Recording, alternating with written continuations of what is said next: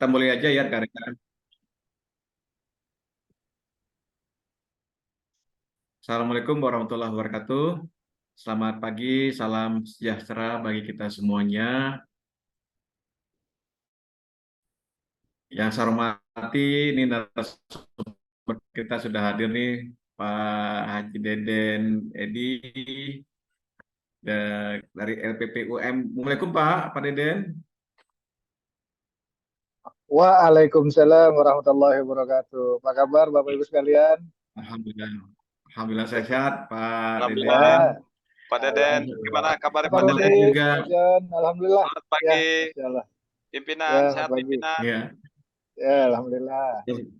ya hormati juga Pak Rudi Cahyadi dari Kadin Jakarta. Apa kabar Pak Rudi?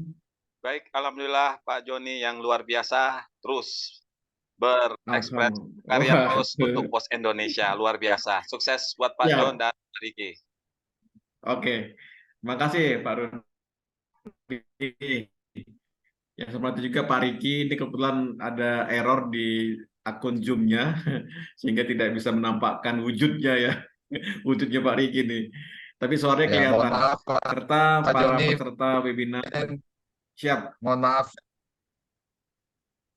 Mungkin sinyal Pak Riki, tapi nggak apa-apa. Kayaknya ada kendala di hardware ini, di webcamnya Oke, kayaknya nih. Nanti habis ini baru bisa dibenerin, Pak. oke.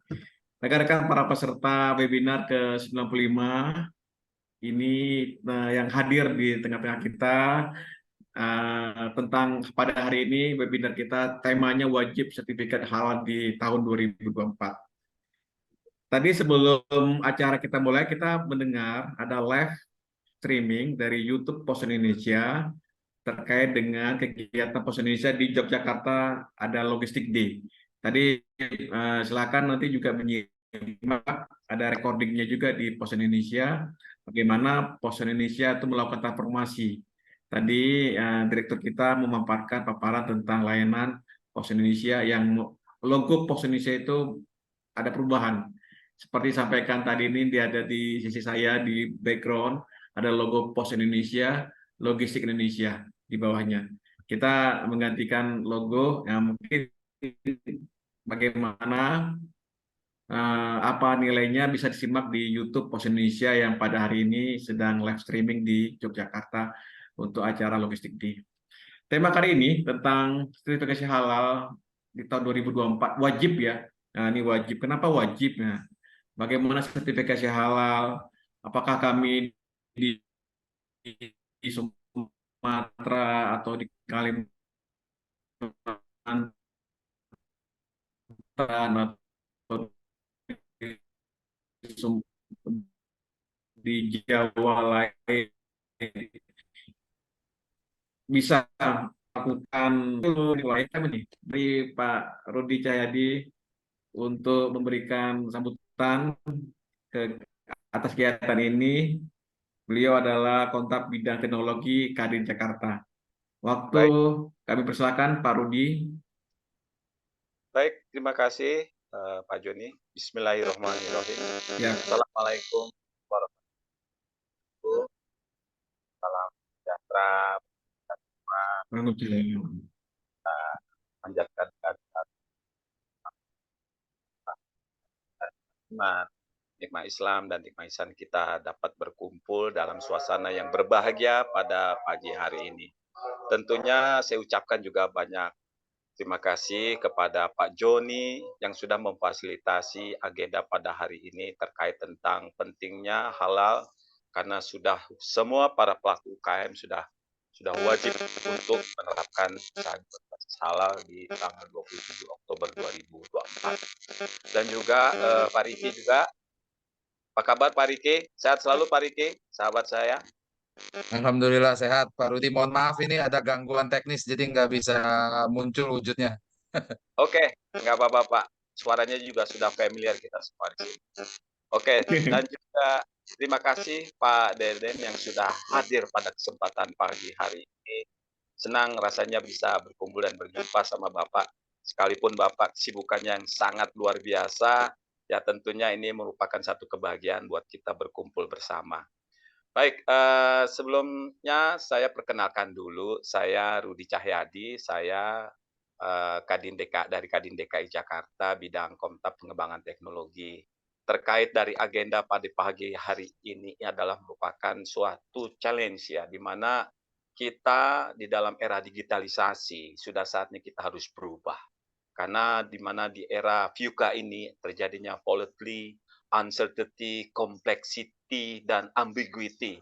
Sesuatu yang terjadi begitu cepat dan begitu yang tentunya menjadi satu tantangan sehingga terjadinya ambiguity. Kita tidak tahu harus berbuat apa. Nah, disinilah peran Kadin ya untuk memberikan tugasnya sebagai wadah komunikasi, informasi, representasi, konsultasi, fasilitasi, dan advokasi pengusaha Indonesia, di mana peran pengusaha Indonesia, pemerintah, dan antara para pengusaha Indonesia mengenai hal-hal yang berkaitan tentang masalah perdagangan, perindustrian, dan lain-lainnya. Tentunya kita di sini dunia usaha dan dunia industri dalam arti kata luas mencakup seluruh kegiatan ekonomi dalam rangka membentuk iklim usaha yang bersih, transparan, dan profesional. Apalagi sekarang eranya produktivitas, kita semua para pelaku usaha dituntut untuk meningkatkan sisi skill, knowledge, dan bahkan juga dari sisi sikap mental.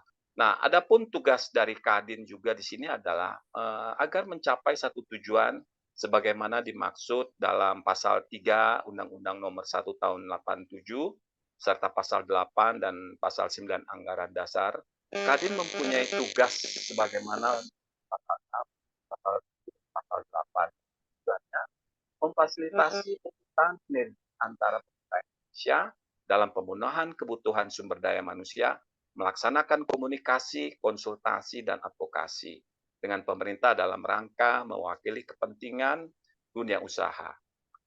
Tentunya dalam mewakili usaha dalam berbagai forum penentuan kebijakan, dan Kadin memfasilitasi pengembangan tanggung jawab sosial terhadap perusahaan-perusahaan yang ada di DKI dan juga meningkatkan sisi aspek budaya, etika bisnis, dan tata kelola.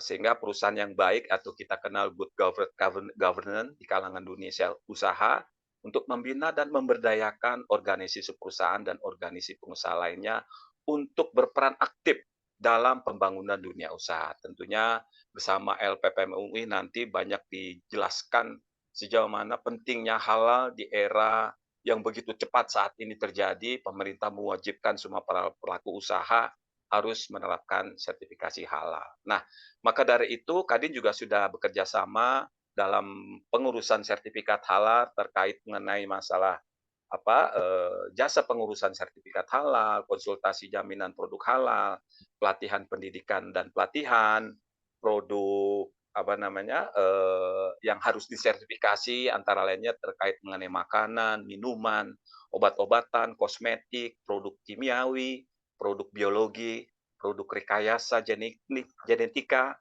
produk kekayaan genetika, bahkan barang-barang yang dipakai.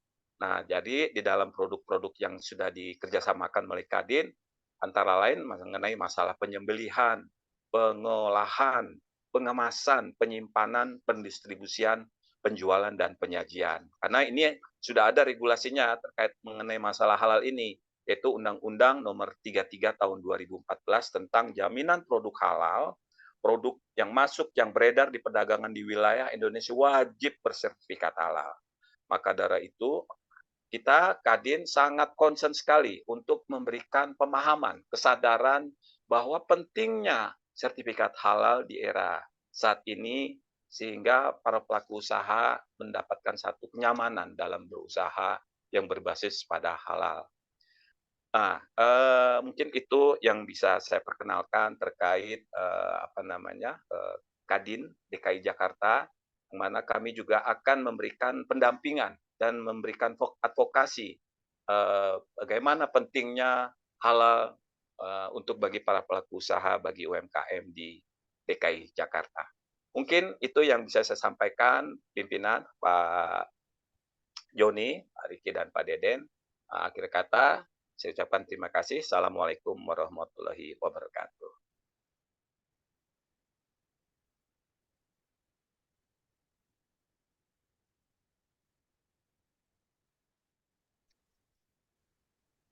Oke, terima kasih Pak Rudi buat Waalaikumsalam sambutannya. warahmatullahi wabarakatuh. Terima kasih Pak Rudi Cahyadi. Pak, Sinyalnya hilang-hilang ya Pak Joni.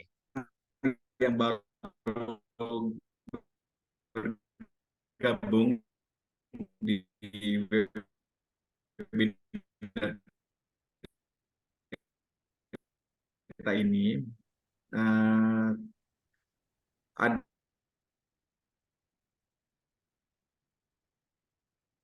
Suaranya hilang-hilang Pak Joni. Pak Joni.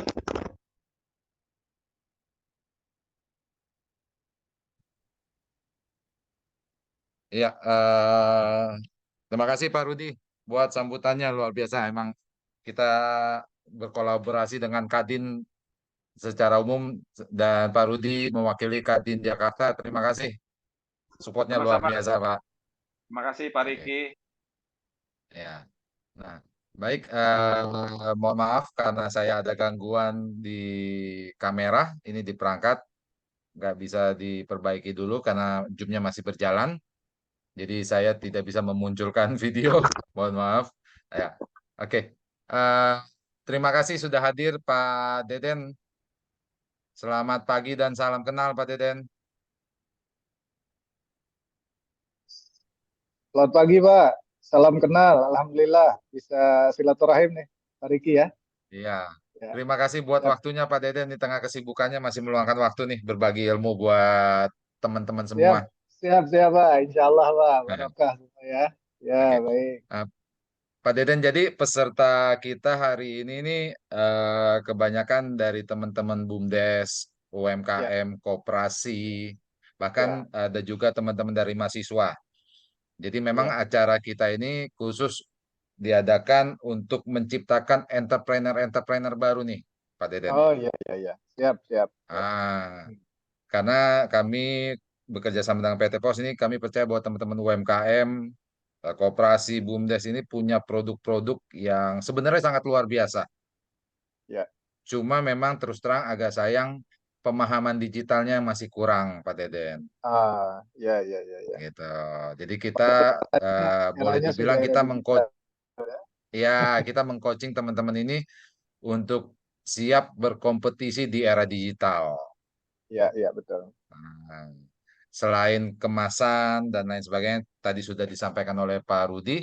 Nah, di kesempatan ini juga kami mengucapkan terima kasih Pak Deden mau sharing terkait sertifikasi halal. Nah, ini nanti Ya, akan sangat berguna sekali buat teman-teman yang memproduksi makanan dan minuman khususnya yang mau ya, dijual ke luar negeri ya, untuk pasar ekspor di luar, baik nanti ke Malaysia, ke Brunei gitu kan. ya, ya, Nah, ini yang dibutuhkan nanti nih, selain pastinya untuk dalam negeri gitu kan. ya, betul. Nah, oke. Tanpa membuang waktu, mungkin Pak Deden boleh berbagi sedikit ilmunya buat kita semua, sedikit tambahan informasi Pak, bahwa saat ini teman-teman peserta masih kami mute Pak Deden. Oh, iya, iya, baik. Ya, supaya nanti tidak muncul suara-suara sumbang waktu Pak Deden mempresentasikan Siap, gitu ya. Nah, tapi siap, nanti di siap. sesi akhir Siap, Pak acara, Riki. sesi akhir acara kita buka sesi tanya jawab Pak Deden. Ya, boleh. Gitu. Nanti Silakan, Pak. mute-nya teman-teman boleh kita nyalakan supaya ada tanya jawab. Gitu. Atau bisa Waktu di dan chat tempat juga kami ya. persilakan Pak Deden. Pertanyaannya bisa di chat juga ya nanti sebetulnya. Jadi Boleh, biar boleh, boleh. Nanti kalau mau apa komunikasi lewat kolom chat paling Pak Deden. siap, siap, siap. Oke, mangga Pak Deden. Ya, baik. Eh, baik, terima kasih. Assalamualaikum warahmatullahi wabarakatuh. Ibu dan Bapak Waalaikumsalam. sekalian. Waalaikumsalam. Alhamdulillah pagi ini kita bisa bersilaturahim. Ya, silaturahim itu banyak manfaatnya, gitu. Paling tidak kita bisa bertatap wajah nih walaupun lewat kamera gitu. Kemudian yang kedua, mudah-mudahan jadi barokah, jadi rezeki buat kita semua. Dan tentunya dengan silaturahim ini paling tidak kita bisa menambah ilmu masing-masing. Saya bisa belajar dari Bapak Ibu sekalian. Dan mungkin ada beberapa hal yang bisa kami sharing, kami informasikan. Barangkali ini bisa bermanfaat buat Ibu dan Bapak. Terutama buat calon pengusaha dan juga pengusaha ya, yang insya Allah akan barokah nantinya. Dan karena kita tahu bahwa sekarang entrepreneur itu menjadi soko gurunya ekonomi di Indonesia, ya, karena sudah banyak sekali. Kalau dulu kita cerita masih 1-2% para pelaku usaha di Indonesia, kalau sekarang alhamdulillah, Allah udah sangat luar biasa. Di Jakarta saja yang tercatat dalam Jackpreneur itu kurang lebih sekitar ada 370 ribuan yang tercatat. Kemudian yang tidak tercatatnya lebih banyak dari itu. Nah, jadi saya kira ini menunjukkan bahwa minat untuk menjadi seorang entrepreneur itu sangat luar biasa. Nah, tetapi dengan adanya situasi seperti ini menjadikan memang kita harus lebih siap untuk bersaing begitu. Ya, siap bersaing, kemudian kita siap untuk menjadi pemenang. Ya, karena mau tidak mau yang namanya apa namanya persaingan itu ketika kita masuk pasar, ketika kita mulai entry market, itu banyak sekali hal-hal yang memang perlu kita benahi, perlu kita siapkan sehingga produk kita menjadi lebih baik, ya. Kemudian juga istilah kalau di Jakarta itu istilahnya UMKM-nya jadi naik kelas dan bisa bersaing dengan produk-produk yang sudah beredar di pasaran. Terima kasih, ada Pak Rudi, ada Pak Riki, ada Pak siapa tadi lagi ya? Maaf. Ya, Bapak sekalian, Pak Joni ya. Alhamdulillah saya kira hari ini saya ingin berbagi ya tentang dengan LPPOM MUI DKI Jakarta itu bicara tentang masalah sertifikasi halal antara kewajiban dan manfaat. Jadi ketika kita bicara masalah kewajiban, kita berpikir, waduh ini wajib-wajib melulu nih gitu kan oleh pemerintah begitu. Ya, karena dengan adanya Undang-Undang Nomor 33 Tahun 2014 itu ada kewajiban yang harus dipenuhi oleh produk-produk yang beredar di Indonesia. Nah, kewajiban ini memang sudah mulai diketok palunya itu tahun 2014. Jadi sudah 10 tahun lalu lah, ya, 10 tahun lalu. Tapi pemerintah terus apa namanya menggulirkan ini sambil mempersiapkan segala sesuatunya. Kemudian baru tahun 2024 ke depan, yaitu 1 tahun ke depan, itu seluruh produk yang beredar di Indonesia wajib bersertifikat halal. Nah, tetapi dengan adanya kewajiban ini, saya kira harus kita petik juga manfaatnya. Kenapa sih wajib? Ilustrasinya begini, Bapak Ibu sekalian. Kalau Bapak Ibu misalnya perhatikan sekarang, hampir seluruh produk dari luar negeri yang masuk ke Indonesia dapat dipastikan kalau dia mulai entry market gitu kan ke pasar yang ada di kita ya di seluruh Indonesia, maka yang dilakukan oleh mereka adalah tentunya nomor satu ada izin edarnya. Kemudian mereka juga sudah ada hakinya, gitu. Hakinya itu hak kekayaan intelektualnya, jadi brandnya juga sudah mereka hakikan, sudah pasti. Kemudian yang ketiga, yang memang mereka lakukan adalah mereka melakukan mendaftarkan produknya untuk sertifikasi halal. Kenapa? Karena ini untuk menunjukkan untuk masuk ke pasar yang begitu besar di Indonesia. Ya, ada 270 juta orang yang ada di sini dan itu merupakan market yang sangat luar biasa. Bahkan bukan hanya di Indonesia saja sebetulnya ya kewajiban ataupun sertifikasi halal ini. Ini terjadi di hampir seluruh negara. Bahkan negara Asia, Asia Tenggara khususnya sekarang itu berlomba untuk bersertifikasi halal. Saya baru pulang kemarin bulan lalu dari Thailand menghadiri seminar tentang sertifikasi halal Asia. Itu luar biasa Bapak Ibu sekalian. Ternyata mereka tuh sangat concern untuk melakukan sertifikasi halal. Karena apa? Karena pasar yang mereka akan masuki rata-rata adalah pasarnya orang-orang Muslim, ya. Atau ketika mereka berharap bahwa apa namanya para turis yang datang ke negara masing-masing, terutama dari negara-negara Muslim, itu mereka akan menikmati dan akan mencari produk-produk yang bersertifikasi halal. Contohnya di Thailand. Di Thailand itu sekarang dahsyat. Walaupun hanya 20% warga Thailand beragama Islam, tetapi produk-produknya sudah banyak sekali yang bersertifikasi halal. Bahkan ya, informasi yang saya terima dari mereka bahwa sebagian besar produk-produk mereka itu sekarang beredar di Timur Tengah. Ya. Dan perlu Bapak Ibu ketahui bahwa Thailand ini kan termasuk baru dalam proses sertifikasi halal. Dan yang mempopulerkan ya sertifikasi halal yang di Thailand itu adalah keturunan Indonesia, begitu ya. Jadi namanya Profesor Winnie Dahlan. Nah, kalau orang Muhammadiyah mestinya tahu nih kalau Winnie Dahlan, karena Winnie Dahlan ini adalah cucunya dari Kiai Ahmad Dahlan. Jadi beliau itu mengembara di sana sejak kecil ya, dengan orang tuanya. kemudian mengembangkan halal di sana, dan subhanallah sekarang halalnya sangat-sangat berkembang. Saya pernah masuk ke laboratoriumnya, kemudian lihat laboratoriumnya pun sangat lengkap seperti produk-produk farmasi lah. Jadi kebetulan saya pernah bekerja di farmasi, jadi saya cukup tahu tentang apa alat-alat yang ada di sana. Nah itu saya kira perkembangan dunia mengenai sertifikasi halal, perkembangan Asia Tenggara lah paling tidak. Nah jadi perkembangan ini memang ini memacu kita untuk bersemangat untuk melakukan sertifikasi halal. Nah bagaimana dengan sertifikasi halal yang ada di Indonesia?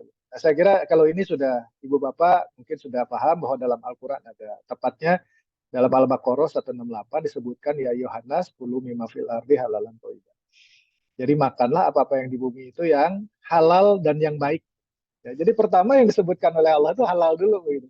Yang halal dan yang baik, ya. Nah, jadi ini saya kira jadi pembelajaran buat kita juga bahwa pentingnya halal dalam proses ketika kita mengkonsumsi makanan, ya. Nah, ini Ibu Bapak sekalian, ini sebagai informasi penting saya kira nih. Ini ada Undang-Undang Nomor 33 Tahun 2014 ya, tentang jaminan produk halal. Bahwa kewajiban setiap makanan, minuman, obat-obatan, kosmetik, produk kimiawi, produk biologi, dan lain-lain yang ada di Indonesia itu harus bersertifikasi halal. Ini undang-undangnya, diketok tahun 2014. Jadi ini sebagai sebetulnya ini dalam rangka perlindungan konsumen terhadap muslim.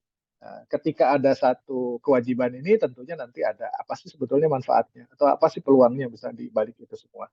Tapi yang jelas bahwa sertifikasi halal ini menjadi tren saat ini, ya. Bahkan sampai saat ini sudah kurang lebih sekitar 2,3 juta sertifikasi halal yang sudah disertifikasikan di Indonesia. Tapi masih banyak juga yang masih belum disertifikasikan. Tetapi nanti di bulan Oktober tanggal 18 nanti saya akan lihatkan agendanya, itu harus bersertifikasi halal secara keseluruhan. Kalau tidak bagaimana nanti saya sampaikan, ya. Nah, Ibu dan Bapak sekalian, jadi dulu sertifikasi halal itu sifatnya sukarela. Nah, sukarela itu kenapa? Dari awal sebetulnya ini merupakan sejarah. Sejarahnya itu di 34 tahun lalu itu ada kasus Ajinomoto. Ada kasus yang menyebutkan bahwa ada lemak babi di dalam. Ya, kemudian ketika dicek ternyata betul bahwa itu ada lemak babi. Akhirnya Pak Harto waktu itu memerintahkan kepada Majelis Ulama untuk melakukan pengecekan terhadap produk-produk yang ada yang beredar di Indonesia. Dan ternyata pada saat itu hebohlah dunia karena banyak sekali produk-produk yang dibuat ternyata bahan bakunya adalah masih mengandung babi. Nah, itu awalnya itu. Awalnya itu kemudian akhirnya dikembangkan oleh IPB ya, kemudian MUI juga waktu itu memang bersama-sama dengan IPB melakukan pemeriksaan dan melakukan studi-studi tentang ini dan akhirnya LPPOM MUI terbentuk ya. Jadi 34 tahun lalu kami sudah hadir. Kami sudah hadir dan mempelopori untuk sertifikasi halal ini. Jadi awalnya begitu. Jadi banyak sekali. Akhirnya diteliti gitu kan, semua dicek ulang ya ternyata banyak sekali yang mengandung lemak babi. Ya, akhirnya muncullah sertifikat halal yang memang ini diprakarsai oleh para profesor yang ada di IPB, kemudian menggandeng MUI, ya, yang akhirnya muncullah sertifikasi halal. Nah, setelah itu sukarela sifatnya. Jadi semua produk-produk yang ada yang beredar itu akhirnya sebagian pada disertifikasikan. Ya, terus tetapi rata-rata kalau produk-produk yang dari luar atau produk yang memang sifatnya multinasional dan masuk ke pasar Indonesia, biasanya mereka melakukan sertifikasi. Tujuannya satu, motifnya apa? Motifnya adalah ekonomi. Ya, jadi mereka melihat bahwa ini pasarnya luar biasa. Termasuk kita, saya kira. Saya juga punya produk, saya juga UMKM, saya juga samping penggerak UMKM, saya juga punya beberapa produk yang memang kita jual ya untuk pasar-pasar di sana, pasar di seluruh Indonesia. Rata-rata memang nomor satu kalau kita bicara makanan atau minuman, maka nomor satu yang harus kita lakukan adalah melakukan sertifikasi terhadap regulasi. Salah satunya adalah sertifikat halal. Nah, tetapi dengan adanya undang-undang ini, ya dulu saya sukarela gitu kan, kami sukarela lah melakukan sertifikasi halal ini. Tapi dengan adanya undang-undang ini akhirnya menjadi kewajiban. Jadi seluruh produk yang ada di Indonesia, yang beredar di Indonesia menjadi wajib bersertifikasi halal. Ya, dengan adanya Undang-Undang Nomor 33 Tahun 2014. Dan sekarang regulasinya semuanya diatur oleh Kementerian Agama melalui BPJPH, Badan Penyelenggara Jaminan Produk Halal. Jadi ini adalah amanah undang-undang. Ya. Jadi sertifikasi halal akhirnya menjadi wajib, menjadi mandatori, begitu. Ya. Nah, saya lanjut apa? Nah, apa konsekuensinya dengan adanya Undang-Undang Nomor 33 Tahun 2014? Ya, jadi para pengusaha diwajibkan bersertifikat halal. Jadi pertama dampaknya adalah seluruh pengusaha makanan minuman harus bersertifikasi halal. Nanti di tahun 2024 hasil sembelihan, jasa sembelihan harus memiliki sertifikat halal. Nah, jadi daging yang beredar di Indonesia, daging ayam, daging kambing, daging sapi itu harus bersertifikat halal. Ya, kemudian jaringan pasar harus menyiapkan produk yang hanya bersertifikat halal saja. Nah, ini juga jadi tantangan juga nanti kalau kita, maaf saya sebutkan brand misalnya kita ada Tip Top di sana, ada apa namanya Indomaret, ada apa namanya Alfamaret, semuanya itu nanti harus bersertifikasi halal yang akan masuk ke pasar itu. Ya, nah jadi ini merupakan tantangan juga buat kita dan peluang tentunya. Kalau produk kita sudah halal maka akses pasar itu lebih terbuka. Ya, jaringan distribusi, ya, kemudian berikutnya adalah jadi produk-produk food and beverage yang bersertifikat halal saja yang bisa masuk ke dalam jaringan pasar, ya, terutama pasar-pasar modern. Pasar tradisional pun nanti akan berlaku seperti itu. Karena kalau sudah kewajiban ini kan berarti sudah jadi amanah undang-undang, jadi harus dilaksanakan, ya. Nah, kemudian, nah ini Bapak Ibu sekalian, ini adalah penahapan nih, penahapan. Nah, penahapannya yaitu bahwa periodisasinya jadi tanggal 17 Oktober tahun 2024, maka makanan minuman, ya bisa lihat paling kiri tuh, ya, kemasan, yang beserta kemasan, atau barang gunaan termasuk jasa terkaitnya, itu harus bersertifikat halal. Nah, jadi dengan demikian, bahwa mulai tanggal 18 Oktober tahun 2024 nanti, seluruh produk harus bersertifikat halal, terutama yang bergerak di makanan, minuman, dan sembelihan serta hasil sembelihan. Ya. Berikutnya dari tahun 2026 ada lagi obat tradisional harus, kosmetik gitu kan, barang-barang gunaan lainnya itu harus bersertifikat halal. Tapi diawalinya memang dengan makanan dan minuman. Jadi kalau ibu dan bapak yang bergerak di makanan dan minuman, ini adalah jadi kewajiban ya untuk mendapatkan sertifikat halal. Ya. Nah, kemudian, nah ini saya perkenalkan, ini namanya Dr. Muhammad Akil Irham. Ya, beliau adalah Kepala Badan Penyelenggara Jaminan Produk Halal. Ya, jadi Kepala Badan, kemudian beliau menyampaikan bahwa jika sampai sesuai dengan undang-undang, jika tanggal 17 Oktober 2024 belum bersertifikasi halal, maka akan diberikan sanksi. Pertama adalah teguran tertulis, ya, jadi ada teguran tertulis tuh. Kemudian kedua denda, kemudian ketiga akan ditarik produknya dari peredaran di pasar. Nah, ini yang menyampaikan beliau. Kami hanya LPH, lembaga pemeriksa, sedangkan yang mempunyai regulasi adalah dari BPJPH. Ya, dalam hal ini adalah Kementerian Agama. Ya, saya kira saya. Jadi pengawasan semuanya ada di BPJPH, bukan di tempat kami. Kami hanya melakukan sertifikasi halal saja. Ya, jadi kurang lebih ada pembagian tugasnya lah, ya. Nah, kemudian Bapak Ibu sekalian, nah ini yang terlibat dalam proses sertifikasi halal itu siapa saja? Nah, pertama ada pelaku usaha. Pelaku usaha, ya saya kira Ibu dan Bapak sekalian yang punya pelaku usaha, BPJPH tadi, ya, yang saya sudah sebutkan di awal, Badan Penyelenggara Jaminan Produk Halal. Kemudian LPH, kami LPPOM MUI, Kanwil Jakarta, Jabodetabek, maka kami adalah LPPOM MUI DKI Jakarta. Kemudian satu lagi yang terlibat yaitu Majelis Ulama. Jadi ada komisi fatwa. Komisi fatwa ini di bawah MUI. Jadi kalau ada pertanyaan MUI di mana sih terlibatnya? Jadi seluruh produk yang reguler itu semuanya akan dilakukan rapat untuk mengeluarkan fatwa halalnya itu melalui komisi fatwa MUI di seluruh Indonesia, ya, termasuk di Jakarta. Jadi kalau Jakarta itu maka yang akan mengeluarkan adalah Komisi Fatwa MUI DKI Jakarta. Ya, jadi terlibat tuh, keterlibatannya itu. Ya. Nah, kemudian pemerintah telah menetapkan logo halal. Jadi logo halal itu dari dulunya yang sebelah kiri, ya, ada Majelis Ulamanya, sekarang menjadi halal Indonesia.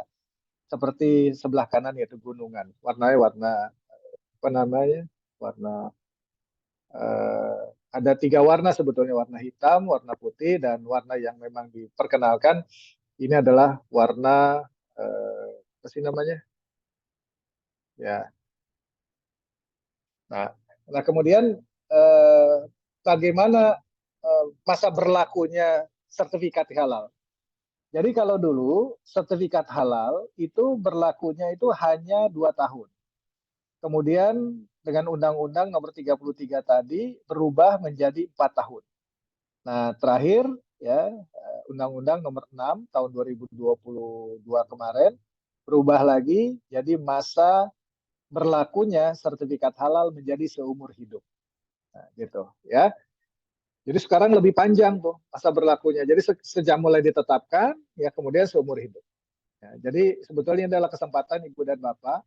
Ya sekarang kalau ingin melakukan sertifikasi halal, lakukan sekarang saja. Karena umurnya sudah. Kalau sekalipun sekarang misalnya Ibu dan Bapak melakukan sertifikasi halal, maka itu berlaku untuk seumur hidup.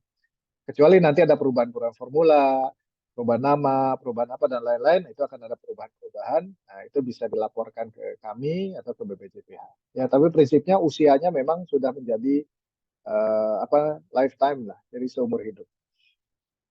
Nah, kemudian saya ingin menyampaikan bagaimana cara memutuskan begitu. Nah, memutuskan biasanya pertama adalah dari aspek teknis dari kami. Jadi kami cek semua, cek bahan baku semua, terutama lampiran kalau dalam BPJPH itu, SJPH itu ada lampiran 5, lampiran 6.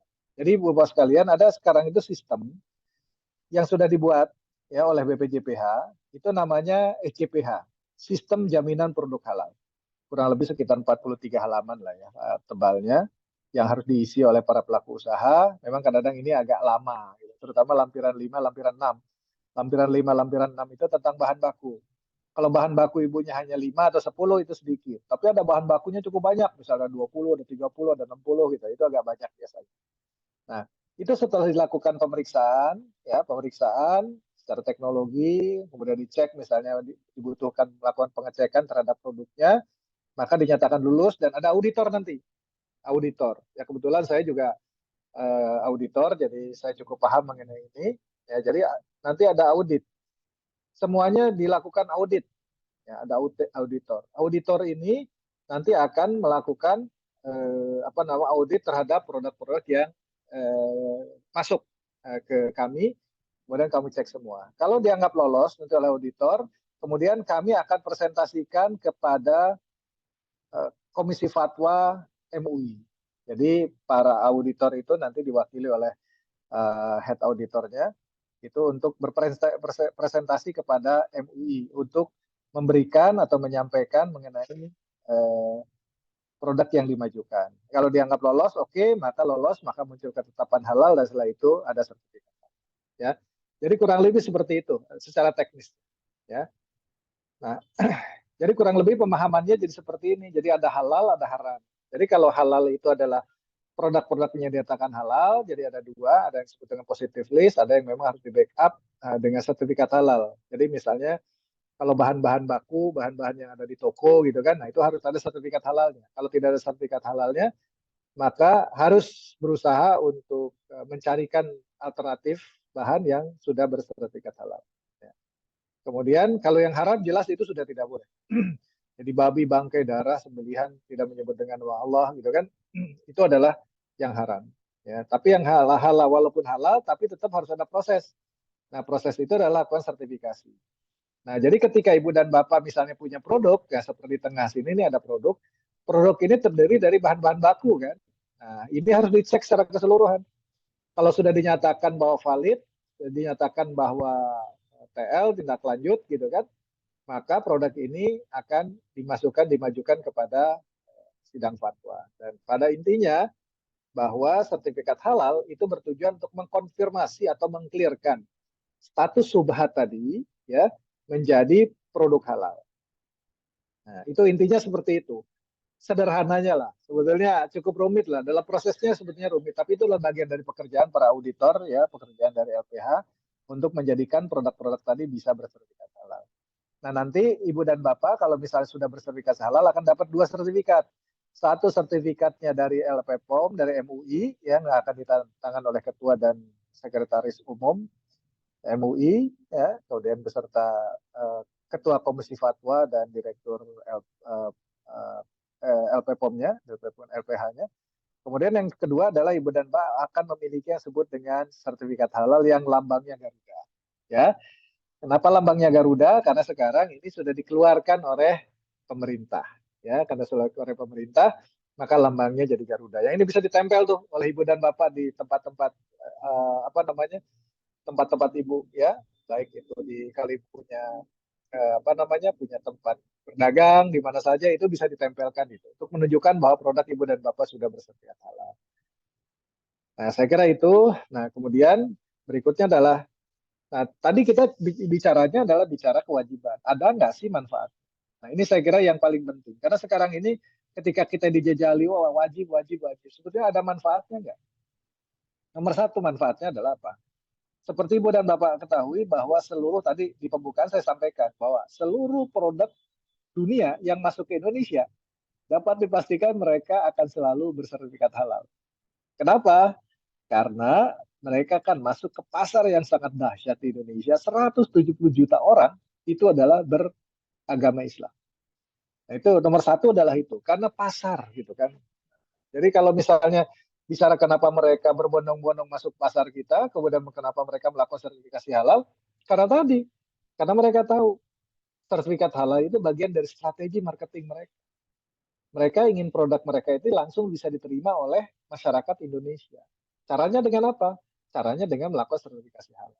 Nah, sama produk kita juga kalau ingin beredar di Malaysia, beredar di Singapura, atau misalnya produk-produk kita kirim ke Timur Tengah, ya, itu harus bersertifikat halal karena mereka tahu bahwa kalau sudah bersertifikat halal menunjukkan bahwa kehalalan produk yang dipasarkan.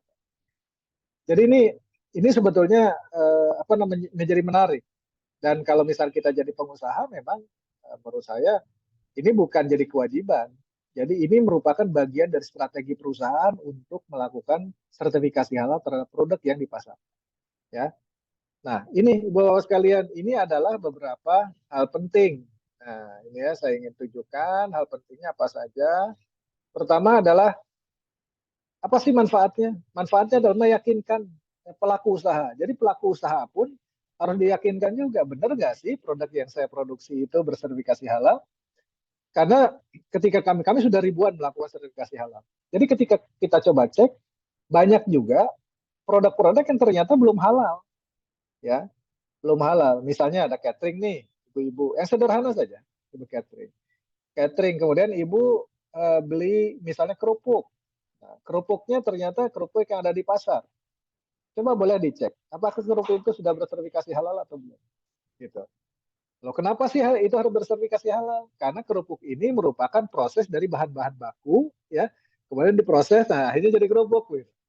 Nah, dalam bahan-bahan baku tadi macam-macam juga, ada yang bisa ada bersertifikasi halal, ada yang belum. Nah, kalau takutnya kalau belum bersertifikasi halal, ada kandungan-kandungan yang belum halal. Kalau belum halal, maka kerupuk tadi menjadi tidak halal. Nah, itu sederhananya seperti itu, ya. Jadi kita tahu, jadi oh ternyata bahan bakunya ini. Kalau misalnya kita tahu produk-produk sudah halal, oh berarti yakinkan bahwa para pelaku usaha itu ketika berproduksi produknya produk halal. Memperbaiki manajemen, ibu bapak sekalian, ketika kita melakukan apa namanya, sertifikasi halal itu dicek flow prosesnya bagaimana, cara masaknya seperti apa. Nah, akhirnya para pelaku usaha itu menjadi rajin untuk menata kembali gitu kan proses produksi. Kemudian apa lagi? Nah, yang penting adalah meningkatkan pengetahuan tentang bahan baku. Nah, jadi tentang bahan baku menjadi tahu, menjadi hafal. Oh, bahan bakunya ini halal, ini tidak halal, ini halal, tidak halal. Gitu, kurang lebih. Itu adalah aspek-aspek yang sifatnya internal. Yang penting, yang paling penting menurut saya adalah kaitannya dengan aspek eksternal. Aspek eksternal ini adalah aspek marketing menurut saya. Pertama adalah kepercayaan publik terhadap produk, ya, kepercayaan konsumen terhadap produk yang ibu miliki menjadi meningkat. Nah, itu kenapa di Jakarta sebutkan sebagai UMKM-nya naik kelas gitu, ya. Kemudian kedua, membangun dan menaikkan image produk. Jadi image citra produknya menjadi lebih baik. Karena apa? Nah, dengan diurusin sertifikat halalnya, dengan diurusin izin edarnya menunjukkan bahwa produk tersebut berkualitas. Image-nya menjadi naik. Kepercayaan orang publik terhadap produk menjadi baik, image-nya juga menjadi baik, dan yang paling penting Ibu Bapak sekalian adalah keberanian untuk melakukan ekspansi pasar. Jadi kita tidak ragu lagi, ya, melakukan ekspansi pasar.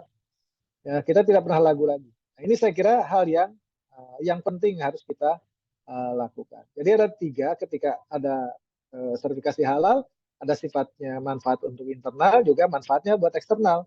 Nah, eksternal itu tujuannya apa? Untuk menaikkan omset kita. Karena yang namanya dagang itu nomor 1 adalah omset. Jadi saya bilang marketing itu adalah lokomotifnya dari industri, dari perusahaan. Semakin kuat marketingnya, semakin dipercaya produknya, maka semakin laku dan orang semakin banyak menggunakan produk. Ya. Nah, itu Bapak sekalian. Nah, tadi saya sebutkan, ini ada tambahan info lagi, bahwa 1,9 miliar tadi disebutkan ya, bahwa bagaimana produk ini bisa kita ekspor begitu. Ke 30%, 29,4 penduduk dunia itu adalah Muslim. Ya. Tujuan pasar yang Muslim yang besar adalah di daerah Timur Tengah, selain Indonesia tentunya ya. Kemudian produk kita juga bisa dipasarkan di Malaysia, ya, di beberapa tempat, di Brunei dan lain-lain. Ya, tapi prinsipnya bahwa pasar ini sangat terbuka dan mereka mengharuskan biasanya adalah sertifikat halal yang menyertai produk yang akan diedarkan di tempat-tempat. Kemudian populasi Muslim di Indonesia saya kira kita sudah sampaikan ada 90% atau 87,2%, ya, dari 200 lebih kurang 270 juta orang.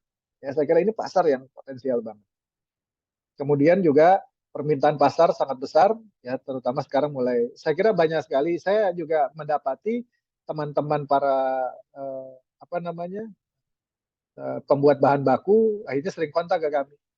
Ya, Pak, ini Pak, karena ini banyak yang minta sertifikat halal, hanya mereka melakukan sertifikasi halal. Karena kesadaran orang Indonesia sekarang terhadap sertifikasi halal semakin lama semakin baik.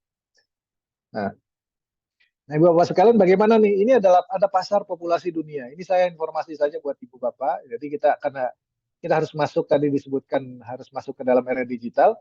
Jumlah penduduk kita itu sekitar 276,4 juta penduduk. Ya, populasi penduduk di Indonesia. 276,4 juta. Wih, dahsyat. Ya.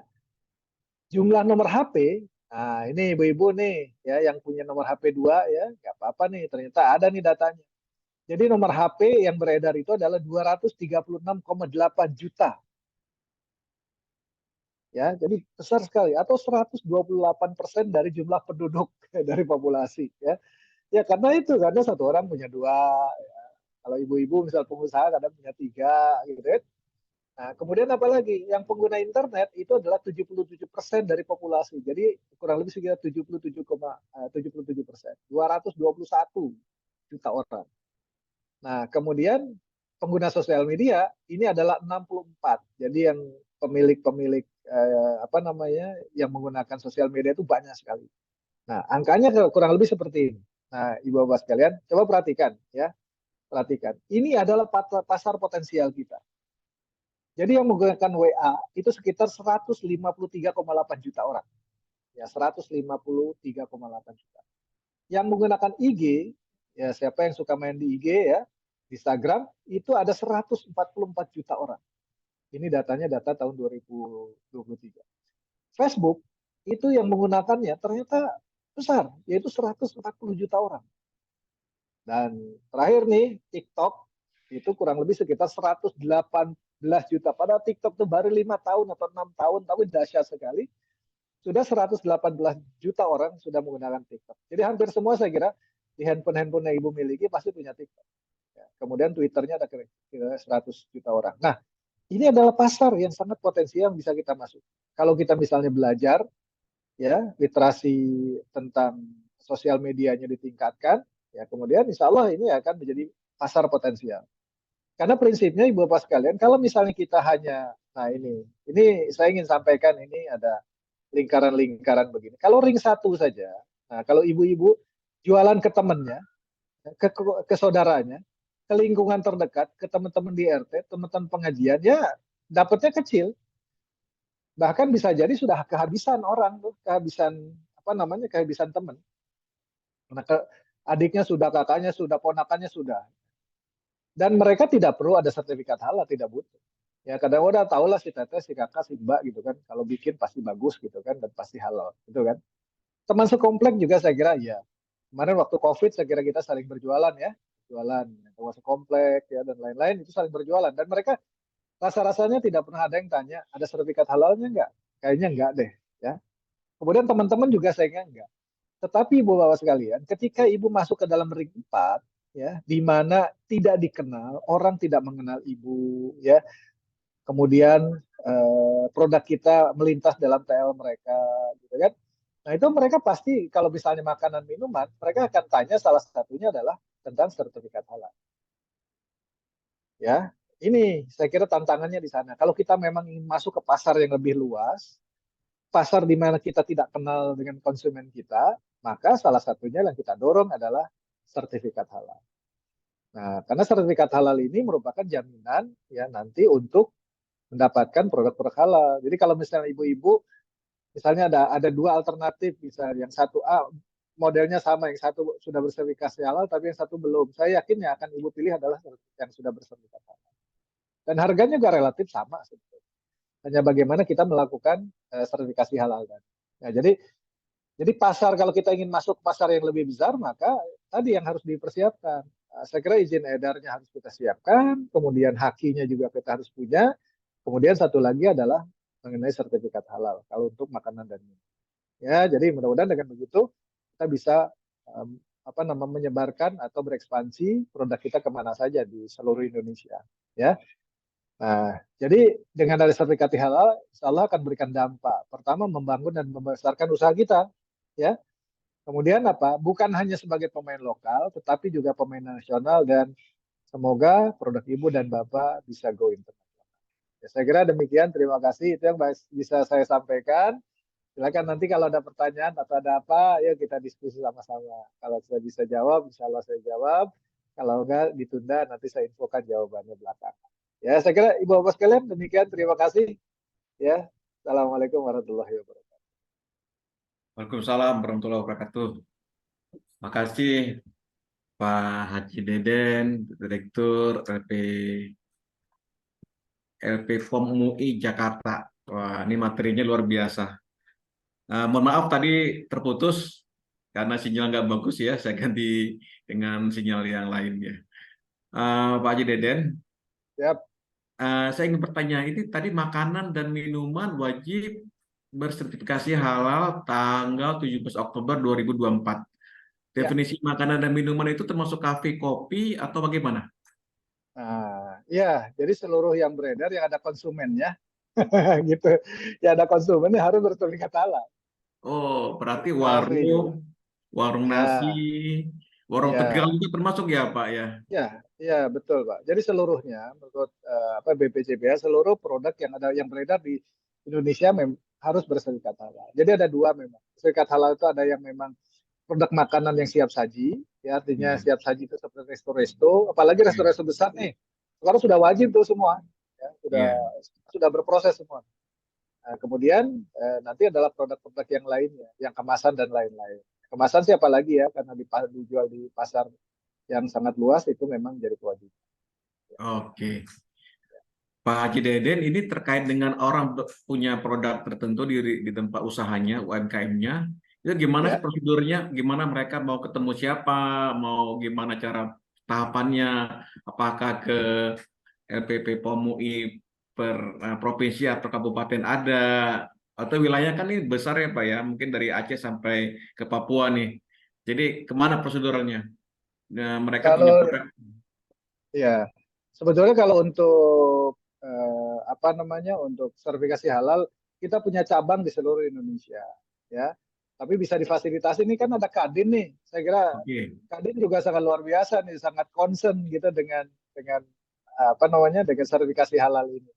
Jadi saya kira bisa bisa bisa kita kerjasama dengan Kadin. Ayo kita sama-sama kita membangun ekosistem halal ini. Semoga kita bisa bisa terlibat. Seluruh Indonesia saya kira nggak ada masalah. Ya, seluruh Indonesia kita nggak ada masalah. Insya Allah kita akan siap. Karena kami ada di 34 cabang, ada 34 provinsi di seluruh Indonesia. Gitu Pak. Oke. Oke. Oke, Pak Haji Deden. Kalau Pak Rudi ada timnya juga ya Pak Rudi ya untuk membantu Pak Rudi Jayadi. Oh, siap, Pak Doni. Kebetulan kita sudah ada tim yang siap untuk memberikan pendampingan vokasi terkait perizinan halal ya.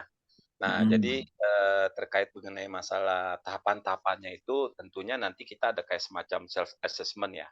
Pertama, terkait mengenai pasti nama ya, NIK-nya, alamat lengkap, terus nomor HP, email, legalitas usaha, nama usaha. Bahkan kalau belum punya NIB, kita urusin juga NIB-nya dan juga data pelaku usaha, terus jenis produknya apa, daftar produk dan bahan yang digunakan, terus pengolahannya seperti apa, dan juga dokumen sistem jaminan produk halal, bahkan juga nanti ada tahap pemeriksaan. Jadi kita ada kunjungan juga nanti, dan juga ada penetapan juga dari LPH. Nanti itu dari bidangnya Pak Haji Deden nih terkait mengenai masalah penetapan. Bahkan juga ada tim penguji produk. Nah, terus sampai tahap pengecekan, baru nanti keluarnya fatwa. Jadi prosesnya ini Pak Haji, mohon izin arahannya nih. Kalau dari LPPM UI saya dapat info bisa 7 hari kerja ya Pak Haji ya? Ya, jadi untuk hal-hal yang sangat urgent kita bisa lakukan percepatan bisa sampai 7 hari kerja. Ya. Siap, siap, siap. Tapi umumnya rata-rata kurang lebih sekitar 21 hari kerja. Jadi kalau 21 hari, insya Allah kita sudah selesai. Jadi masalahnya itu adalah terutama di proses persiapan. Ini. Nah, betul. Kadang kalau persiapan itu menyangkut dengan pelaku usaha. Jadi kalau pelaku usahanya kooperatif, ketika kita siapkan bahan-bahan bakunya, tuliskan semua, ini siapkan. Nah, ternyata responnya lambat, nah itu biasanya menjadikan proses itu jadi lambat. Tetapi ketika pemberkasan selesai, sampai dengan keluar sertifikat halal, insya Allah kalau misalnya running nih seluruh sistem, baik terutama yang di BPJPH, kalau yang di kita itu under kontrol semua. BPJPH itu adalah menyangkut sistem yang ada yang dimiliki oleh Kementerian Agama, BPJPH. Nah kalau itu juga sama cepatnya insya Allah selesai. 21 hari selesai. Kalau dulu bisa 3 bulan, bisa 4 bulan begitu. Ya, bahkan kami punya rekor, saya pernah cerita sama Pak Rudi, kita punya rekor 7 hari selesai. Ya, Masya karena Allah. ada Mantap. percepatan. Kita selesai 7 Wah, hari. betul. ya, Ya. ini lagi-lagi underline nih buat teman-teman UMKM yang ada di acara Zoom pagi ini nih. LPPMU bisa memberikan recommended sampai 7 hari kerja ya, tentunya dengan perlakuan khusus ya. Apabila persyaratan dan pengukurannya cepat dan kita bekerja samanya secara kooperatif ya. Karena juga di Kadin juga ini sekarang kita tidak hanya halal saja, kita ada 8 faktor untuk membangun standarisasi UKM 4.0 ya terkait mengenai masalah aspek legalitas dari NIB, HAKI, halal, PIRT, Badan POM, bahkan juga ke masalah standarisasi, terus juga masalah branding. Ini banyak sekali kelemahan-kelemahan UKM ini belum memahami arti pentingnya standarisasi atau kita kenal produktivitas. Nah, jadi nanti di dalam kaitannya produktivitas itu nanti ada bagian daripada proses halal. Karena itu saling mengikat ya. Karena halal ini sudah merupakan satu kewajiban di tanggal 27 Oktober ya Pak Haji ya 2024 semua pelaku UKM itu 17. sudah 17. 17 Oktober. 17 Oktober ya semua wajib sudah memiliki sertifikat halal seperti itu. Gitu Pak Joni. Oke, Pak Rudi. Pak Rudi ini Pak Haji Deden, ini teman-teman juga banyak bertanya nih, kalau mau ngurus ini kemana sih menghubungi itu? Apakah ada website, ada kontak personnya? Karena ini kayaknya mengejar bulan Oktober 2024 nih, supaya iya nih, gimana? Karena antusiasnya, ya, tahapannya gitu loh. Informasi, akses ke website atau kemana Pak? Teman-teman ingin memproses produknya supaya bisa mendapatkan sertifikasi halal ini. Siap. Silakan Pak. Kalau proses percepatan sebetulnya bisa kontak Pak Rudi. Kalau yang di sini ya. Siap. Oke. Ya. Jadi Pak Rudi saja, artinya Pak Rudi saya tahu ini cepat sekali dia kalau beliau ini kalau Oke. Hubungi Pak Rudi gimana caranya nih? Hubungi Pak Rudi nih. Harus dikasih tahu nomor handphonenya nih atau email atau website. Di chat aja nanti, di chat aja kasih nomor HP saya. Tapi saya domainnya untuk DKI ya. Mohon izin Pak Haji karena kita kan Jabodetabek ya Pak Haji ya. Ya seluruh Indonesia sebenarnya kita bisa lakukan. Ya jadi bisa, kami bisa untuk seluruh Indonesia. Siap. Baik, terima kasih nih. Kalau ke Pak Haji atau ke saya, ke Pak Rudi atau ke saya juga silakan, boleh. Ya. Siap. Kalau kami kan di LPPOM MUI DKI Jakarta, ada apa namanya, ada webnya, ada Facebooknya, itu lengkap sebetulnya. tapi bisa ke Pak Ya, Rudi. Kata Pak Rudi, biasanya percepatannya biasanya dengan Pak Rudi. Pak Rudi cepat. siap Pak Haji. Kadang-kadang karena dikawal kan sama Pak Rudi itu dikawal sampai selesai. Gitu. Siap, siap. Baik, Oh. nanti saya masukin nomor saya di chat ya, teman-teman UKM. Oh, ini ada pertanyaan nih Pak Joni itu Pak, Bu Gusti. Silakan itu Pak Joni. Ada. Ini Ya, dari bawah dulu ya, sudah mau sih, tanya. sudah dibuka teman-teman yang ingin bertanya. Nah, Ibu Gusti atau Pak Bu Gusti Ayu ya, silakan Bu Gusti Ayu. Iya, Bu Gusti. Baik, terima kasih atas kesempatannya yang terhormat Bapak narasumber, begitu juga Ya, dengan Bapak Rudi tadi terkait dengan sertifikasi halal. Kebetulan saya pelaku UMKM di daerah Banten, Kota Cilegon. Nah, untuk produk Sami sendiri itu ada banyak ya, jenisnya ada 5 industri. Yang pertama saya urus itu adalah keripik pisang lumer. Nah, itu prosesnya itu udah dari bulan Agustus kemarin hingga saat ini proses halalnya belum keluar dan itu sangat menghambat ketika barang kami akan diekspor ke Malai karena saya juga sudah nembus pasar Malai seperti itu Pak. Dan satu lagi persyaratan masuk hypermart itu memang sebagian besar ada yang dengan halal dan PIRT, ada juga yang dengan PIRT tapi boleh mengajukan syarat bahwa proses halal sedang diproses seperti itu. Nah, mungkin bisa dibantu kalau misalkan kita mau cek status atau kita mau mengajukan banding kenapa produk kita belum keluar sertifikasi halalnya, mungkin ada websitenya atau ada kontak yang bisa membantu karena kan kemarin kami ikut program Sehati itu pendampingannya dari Dinas Koperasi langsung. Atau mungkin ya. kami harus ke reguler dan itu berbayar Pak. Mungkin itu mohon informasinya ya karena saya juga sangat awam untuk pengurusan legalitas halal. Terima kasih. Iya Bu, Ya, Ya, langsung saya jawab aja ya. silakan langsung saya di langsung. komen Ya, Pak Haji. Ya, baik. langsung Jadi nih. di kita itu ada dua atau tiga pola lah untuk melakukan sertifikasi halal itu. Jadi pertama adalah yang melalui reguler istilahnya. Reguler itu dilaksanakan oleh LPH, biasanya produk-produknya ya tergantung kalau misalnya mau melaksanakan di sana silakan. Kemudian kedua adalah ada yang disebut dengan self declare. Mungkin tadi Bu Gusti itu ngurusnya dengan self declare. Self declare itu adalah programnya mengikuti program Sehati dan itu sifatnya gratis. Jadi ada dua pola sebenarnya. Pertama adalah ada yang gratis, ada yang berbayar. Nah, kalau gratis itu salah satunya adalah dengan mengikuti self declare. Tapi itu terbatas untuk keripik, untuk apa boleh. Tapi yang lebih tinggi lagi biasanya tidak diperkenankan di Sehati karena Sehati itu memang khusus buat para UMKM. Nah, tadi yang Bu Gusti tadi masuk, memang kalau sudah masuk di apa namanya, tinggal tunggu saja sebetulnya Bu Gusti ya. Kami belum bisa melakukan tracing gitu kan kalau misalnya produknya itu masuk ke Sehati. Kalau misalnya masuknya nanti di reguler, apalagi di LP POM MUI di Jakarta, itu insya Allah sih cepat sekali. Ya bukan cepat, artinya kita bisa tracing ini sampai mana tahapannya, kita ada datanya untuk setiap produk yang masuk di kita. Ya kurang lebih begitu. Jadi memang harusnya sih cepat. Tapi mungkin karena begini Bu Gusti ya, karena sekarang ini sedang banyak-banyaknya masuk. Saya kemarin juga bicara dengan teman-teman di BPJPH, kan itu ranahnya BPJPH. Ketika saya coba cek sama teman-teman di BPJPH, mereka bilang iya Pak lagi padat-padatnya ini jadi agak lama katanya keluar. Nah, jadi begitu kurang lebih Bu Gusti. Jadi kalau misalnya mau di apa namanya, memang kalau reguler itu artinya berbayar lah gitu. Kalau berbayar memang beda ininya dan biasanya lebih cepat penyelesaian kurang lebih begitu. Ya. Itu Bu Jadi Gusti. masih belum bisa Baik. di tracking ya Pak Haji ya. Bisa di tracking nih kalau masuk ke itu ke Sehati itu maaf ya Bu belum bisa bantu nih.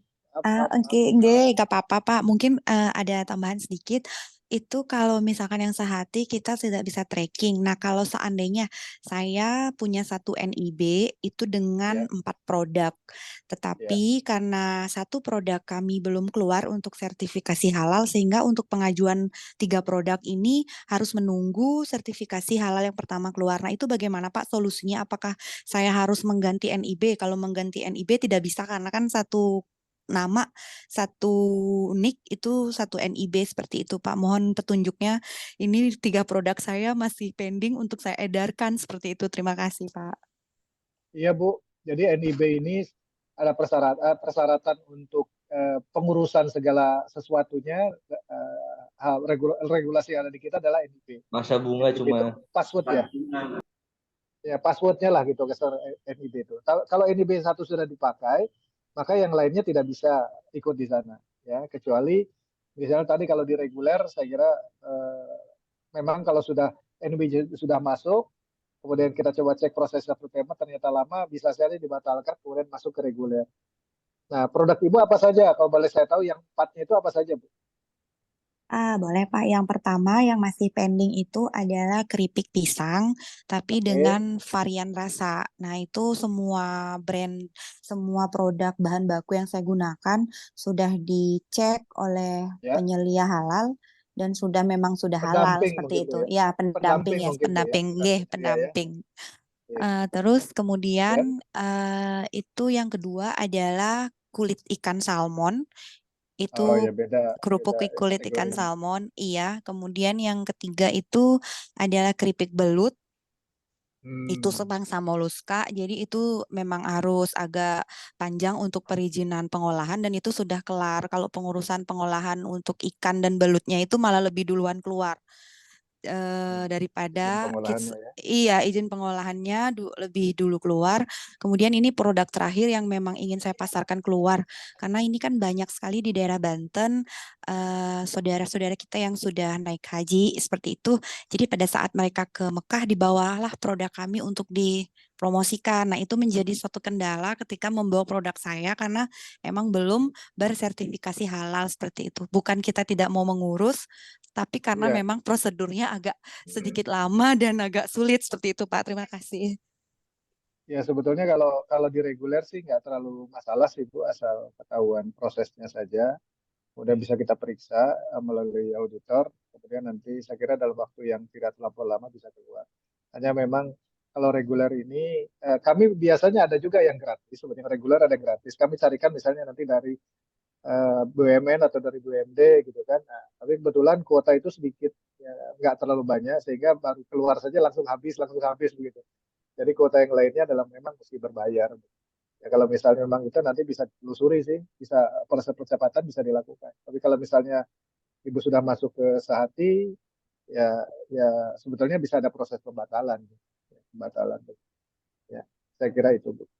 Oke, terima kasih Pak. Coba nanti Ya, saya hubungi kalau memang itu agak terhambat lama, berarti saya ganti karena kemarin kami pendampingan dari Dinas Koperasi, itu ya, ya, memang di data kita masuk di self declare itu.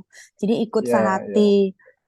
Kalau Betul. untuk makanan ringan, kata waktu Ya, itu Pak Bu Kabit menjelaskan, kan ini kan ya, ya Bu, betul produknya. setuju. Berarti Ya, saya tidak usah melakukan pembatalan, tinggal ditunggu mungkin beberapa bulan lagi gitu Pak ya? iya Bu. Mesti sabar saja. Mesti sabar kalau sudah masuk ke sana mesti sabar. Itu aja. Iya deh kalau Oke. begitu. Ya, Nggih, terima kasih Pak ya, pembicara. ya. Ya, baik. Terima kasih Bu Gusti.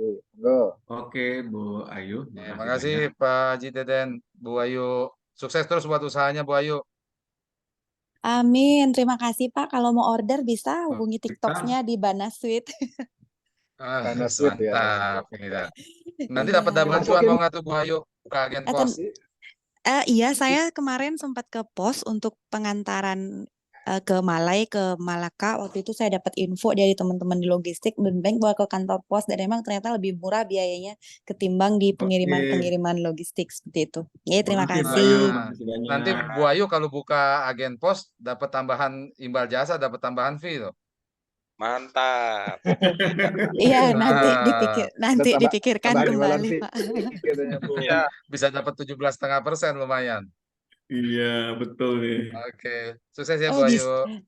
bisa itu Pak kalau mungkin infonya soalnya saya juga banyak merangkul UMKM jadi produk-produk Oke, mereka itu iya Bu banyak Ayu ada berapa? Oh, sekitar. boleh, boleh, Bu, boleh.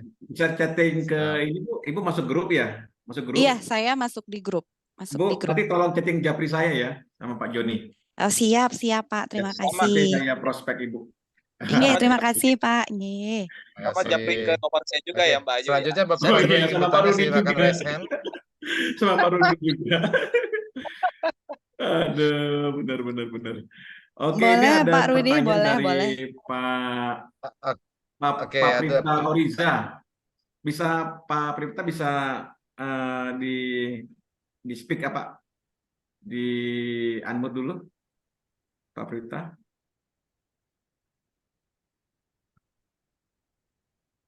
Ya, sudah Bapak. Silakan. siapa Pak John? Pak Pripta Oriza, ini beliau adalah seorang Ya, akademisi yang concern di halal code. Apa yang harus saya lakukan untuk membantu UMKM di sekitar tempat saya mengajar untuk mensosialisasikan sertifikasi halal ini? Karena setelah saya observasi, beberapa dari pengusaha makin kuat, makin takut bayar. Kemudian sosialisasi sertifikat halal yang seumur hidup ini belum paham. Jadi lembaga mana yang harus saya tembusi untuk mensosialisasikan pentingnya sertifikasi halal kepada UMKM lokal? Gitu Pak Haji Deden. Kayaknya ke lembaga mana ya?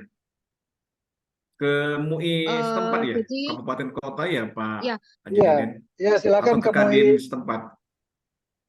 Kadis setempat atau ini daerah mana ya? eh, Bu Prita, oke. Punten. Jadi begini Bapak, saya kan ngajarnya di daerah sekitar Pare, Kediri. Oh, Kediri Berhubung ya. dengan Eh, ya Pare, Kediri Jawa dengan Timur ya. letak geografis dan kearifan lokal yang untuk versi digital serta sosialisasinya itu kurang eh, kebanyakan masyarakat sini tidak mempedulikan gitu loh Pak, tidak peduli Iya, iya, Bu. bahwa ada loh ini wajib untuk sertifikasi halal, tapi mereka enggak halalnya bayar dengan kondisi bahwa keuntungan untuk mengurus halal itu enggak cukup, masih kurang seperti itu. Kemudian yang kedua, karena dari segi saya sebagai pendidik itu juga ada pengabdian kepada masyarakat. Rencananya karena ini juga nanti di tahun 2024 menjadi hal yang wajib, kalau misal mereka tidak mendapatkan sosialisasi dan tidak melakukan hal seperti ini, kan kerugiannya juga di mereka dengan kondisi yang gimana ya Pak ya? Ya yang seperti itulah, karena kan desa banget kan Pak. Halo?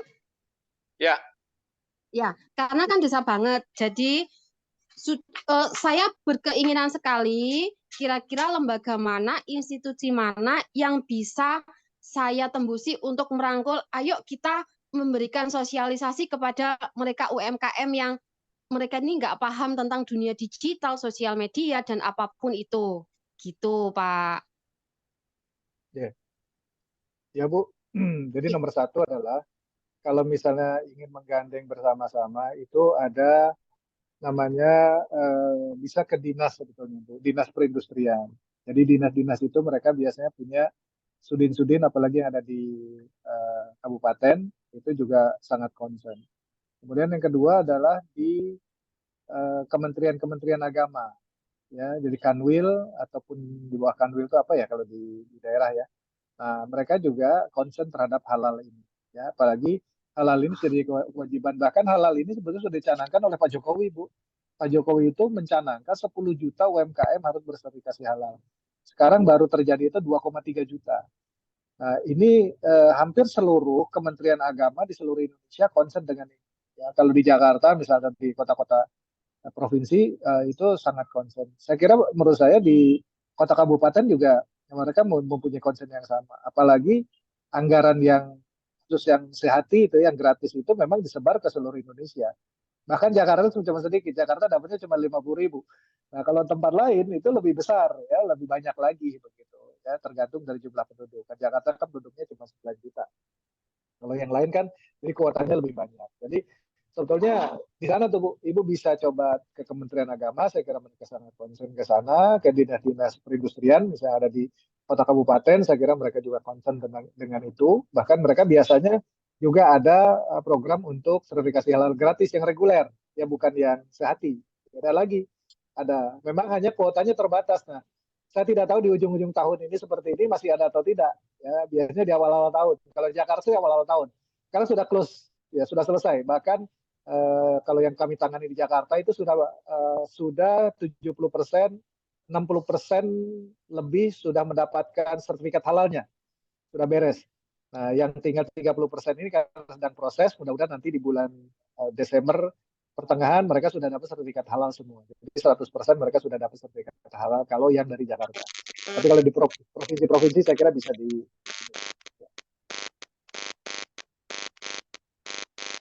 itu infonya barangkali. Oke, ada lagi Mbak Prita? Sudah Bapak, sudah saya catat. Jadi nanti yang pertama adalah Disperindak, yang kedua adalah Kementerian Agama di Oke. tingkat wilayah Kediri. Oke, sip, Oke Pak sip. Putra, kalau untuk belajar digital marketing, pengiriman logistik itu di channel ini ya, di Postpreneur ya belajarnya. Iya Pak, ini nanti sekalian bisa dijadikan materi karena teman-teman mahasiswa juga banyak yang menjadi wirausaha muda. Oke, Wah. kalau Ibu ada kebutuhan, ada UMKM kumpul-kumpul, bisa Bu pakai Zoom khusus sama kita juga bisa.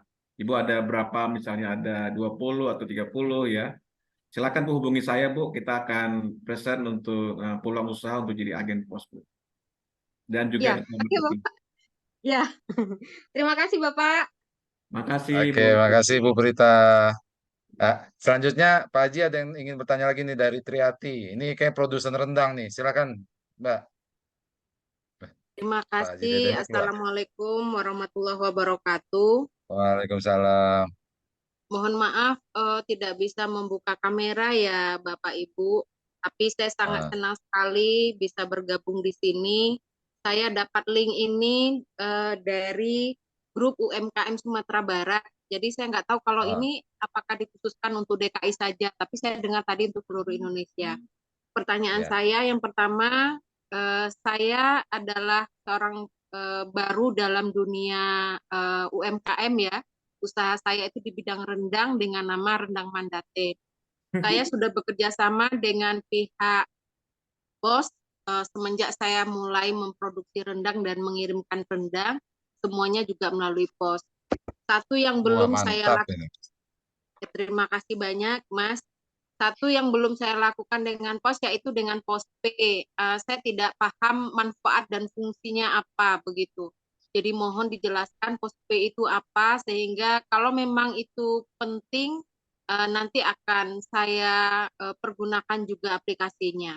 Itu yang pertama. Kemudian yang kedua, saya berharap pos juga bisa memberikan pelatihan-pelatihan tidak hanya berkaitan dengan halal, tidak hanya dengan menggunakan Zoom ini, tetapi juga sama seperti BUMN lainnya Halo Bu, seperti Halo, mohon maaf. Ya, lanjut Bu. Ya. Lanjut Bu. Baik, saya juga berharap mudah-mudahan pos juga akan bisa memberikan pelatihan-pelatihan kepada UMKM di daerah-daerah seperti yang dilakukan oleh BI, kemudian BRI, kemudian yang lain-lainnya. Sehingga kita bisa belajar langsung, tidak hanya berkaitan dengan masalah halal, tetapi yang lainnya. Dan juga kalau bisa ada menjadi binaan dari pihak pos. Nah, kalau binaan ini tentu akan semakin menambah peluang bagi kami UMKM bagaimana mengembangkan usaha kami, seperti itu. Itu dua hal yang ingin kami sampaikan dan kami tanyakan. Terima kasih banyak. Assalamualaikum warahmatullahi wabarakatuh. Waalaikumsalam. Waalaikumsalam. Terima kasih luar biasa ini. Bu Ini Pak Rianti. rendang dari Sumatera Barat ini Pak John nih. Oke, suara saya terputus atau jelas Pak Riki? Jelas Sudah Pak. lebih bagus Pak. Oke, Bu Triati, ini Bu Triati dari mana Bu? Dari Bukit Tinggi atau dari Padang? Saya dari Kota Solok, Sumatera Barat, Pak. Solok, oke. Oke Bu, kalau untuk aplikasi Postpi itu bisa di-download di Play Store atau di App Store ya. Fungsinya adalah untuk proses pengiriman uang, bisa untuk bayar-bayar apapun ya, untuk listrik, air atau asuransi atau apapun, bisa untuk kirim uang melalui wesel. Kemudian juga untuk pengiriman melalui pos bisa pakai COD Bu, bisa untuk pembayaran COD juga kalau Postpi itu. Jadi sangat berguna bagi para UMKM kalau berjualan paymentnya pakai Postpay. Nanti ada virtual Baik, account-nya gitu. Jadi Ibu nanti kalau misalnya yang kedua kalau ada pelatihan atau kebutuhan pelatihan bisa menghubungi kantor pos terdekat Bu. baik. Kantor pos dekat. Nanti bisa juga menghubungi saya juga. Nanti saya bisa sodorkan ke teman-teman di kantor pos yang terdekat di wilayah Ibu. Baik, kalau berkenan Bapak, mohon izin saya juga dikasih nomor telepon Bapak, jadi saya bisa. Boleh Bu, nomor telepon saya 0812 654 20.000. Ya kan Bu, Ibu. Oh, Ibu kan masuk mohon grup, ulang Pak. Ibu kan di grup Sumatera Barat ya. Saya juga ada di situ Bu. Oh, mohon maaf Pak. Oh, ada ya Pak ya. Ada. Ibu Mohon cek ulangi nomornya Pak. 0812 654 20.000. Baik, 0812 654 20.000 ya Pak ya. Oke, ya Bu Triati. Baik, makasih Rendangnya banyak. tuh pasti lama bana ya Bu ya. Insya Allah lama bana Pak. Bapak boleh boleh tanya sama Pak Irsyad yang ada di pos Kota Solo Pak, karena saya Oke, selalu nanti bekerja sama kalau dengan Ibu Pak chatting Irsyad. saya belilah Bu. Ibu chatting saya nanti Bu ya. Saya beli Siap, nanti. siap. Oke, Terima saya kasih kirim. banyak Pak. Ya, insya Allah. Sedikit Onde tambahan mande. Bu Triati. Siap. Sedikit tambahan Bu Triati. Jadi yang tadi pertanyaan Bu Triati yang poin kedua, sebenarnya dari PT Pos Indonesia Ya, itu sudah ada program ya. kemitraan dengan UMKM lokal.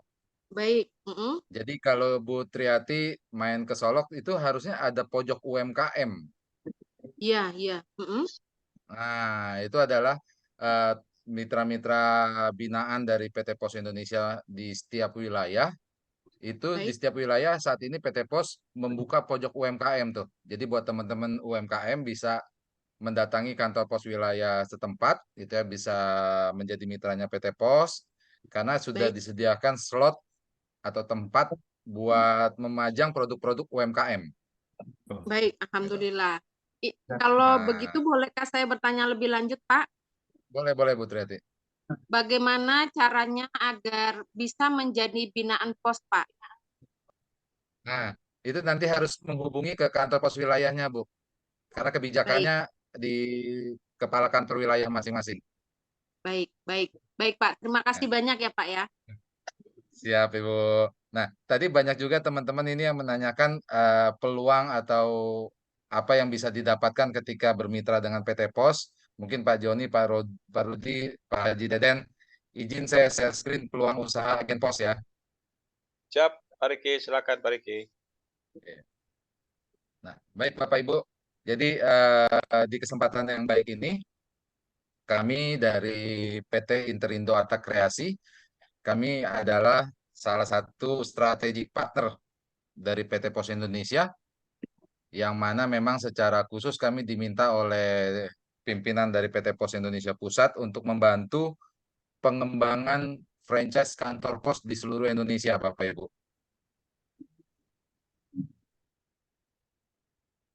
Jadi PT Interindo Arta Kreasi, jadi kami adalah grup dari Indobest Arta Kreasi yang mana awalnya kami adalah pemain di layanan pembayaran tagihan secara digital. Jadi seperti bayar listrik, bayar PDAM, bayar PBB gitu ya, maupun beli pulsa, token listrik, gitu, top up e-money. Kantor kami di Alam Sutra di Tangerang. Jadi saat ini di IAK kami memiliki lebih dari 400.000 agen di seluruh Indonesia. Ini banyakkan agen PPOB ya untuk layanan pembayaran tagihan dan top up isi ulang. Untuk transaksi saat ini kami sudah melayani lebih dari 6 juta transaksi per bulan. Nah, teknologi yang kami gunakan ini setara dengan fintech atau financial technology. Untuk layanan digitalnya, kami sudah memiliki lebih dari 1.000 produk. Dan IAK kami juga salah satu online agregator operator seluler di Indonesia.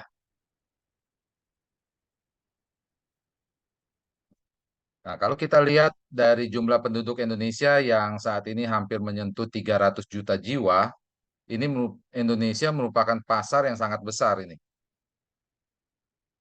Bayangkan saat ini penetrasi internet baru mencapai 70% aja, berarti sudah ada hampir 200 juta jiwa yang merupakan potensial customer nih dari Bapak Ibu sekalian.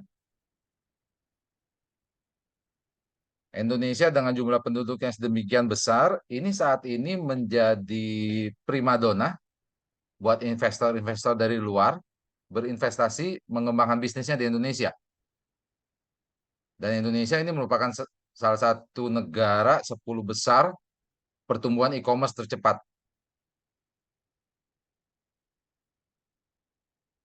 Nah, kalau kita lihat dari pertumbuhan e-commerce, Bapak Ibu mungkin sudah tidak asing dengan brand-brand seperti Shopee, Tokopedia, Bukalapak, Lazada, Blibli, dan lain sebagainya. Ya. Ini sejak pandemi yang melanda bukan cuma di Indonesia, tapi di seluruh dunia, ini terjadi pergeseran pola belanja masyarakat nih, Bapak Ibu. Kalau dulu kita mau beli mie instan, beli gula, beli kopi, harus jalan ke warung atau ke minimarket ya. Saat ini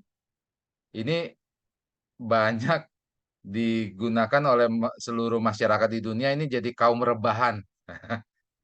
Mau belanja nggak usah jalan, tinggal dari handphone sambil rebahan, klik, masukin keranjang, check out, bayar, besok barangnya sampai di rumah. Gitu ya. Nah, ini pertumbuhan transaksi e-commerce meningkat dengan sangat luar biasa. Maka dari itu kami dengan PT Pos mengadakan webinar untuk menciptakan entrepreneur-entrepreneur baru, mempersiapkan teman-teman UMKM, BUMDes, dan koperasi untuk bisa masuk ke dunia digital marketing. Karena pasar yang sangat besar ini, sayang kalau kita hanya menjadi penonton. Nah, ketika kita bicara transaksi secara online, ini tidak terlepas dari yang namanya jasa kurir. Karena saat ini belum ada satu teknologi yang bisa memindahkan sesuatu barang gitu ya secara instan, kayak di Sinar misalkan, dari Jakarta di Sinar lalu Sinar balik masuk nyampe langsung di Bandung saat itu juga belum ada gitu ya. Maka dari itu dibutuhkan yang namanya layanan logistik, kurir pengantaran barang.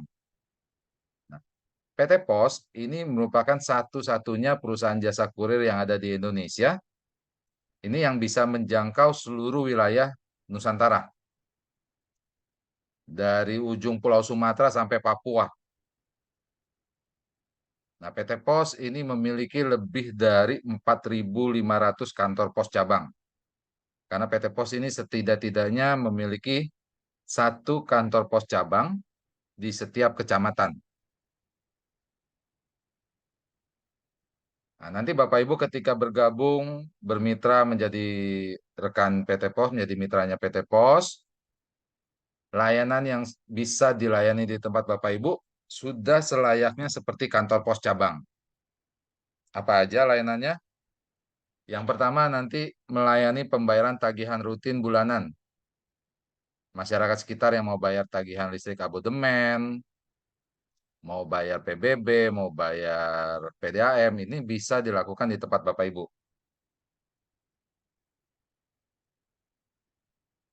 Lalu yang kedua, nanti bisa melayani pembelian token listrik atau top up isi ulang. Yang ketiga, bisa melayani pengiriman surat dan paket ke seluruh Indonesia. Yang keempat, nah, nanti Bapak Ibu juga bisa melayani pengiriman surat dan paket ke seluruh dunia. Nah, kalau tadi ada teman UMKM yang sudah merambah ekspor produknya ke Malaysia, nah ini dengan menjadi agen pos, ini nanti bisa melayani sendiri nih.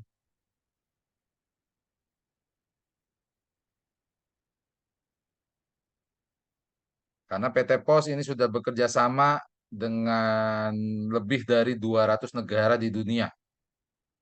Karena PT Pos ini sudah tergabung dalam asosiasi kantor pos seluruh dunia atau UPU, United Postal Union. Yang kelima, Bapak Ibu juga melayani penjualan benda-benda pos. ada perangko, materai, dan lain sebagainya.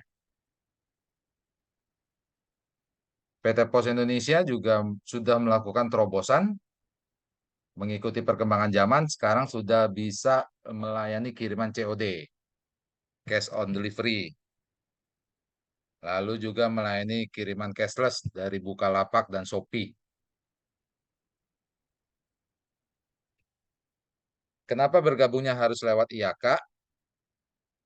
Karena pertama, di kami, di aplikasi IAK, ini satu saldo untuk semua transaksi nih. Baik mau bayar-bayar, mau top up, mau kirim-kirim, dilakukan di satu aplikasi dengan satu saldo terintegrasi. Aplikasi kami ini bisa dijalankan di Android dan di web. Lalu yang ketiga, fee atau imbal jasanya kita berikan harian. Hari ini transaksi, besok Bapak Ibu terima fee, masuk ke saldo deposit.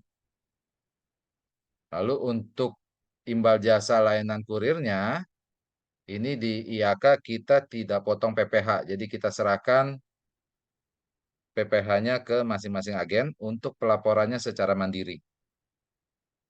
Untuk pembatalan transaksi, saldonya kembali saat itu juga. Dan untuk Bapak Ibu sebagai pemilik agen pos, ini nanti bisa melihat laporan transaksi secara detail.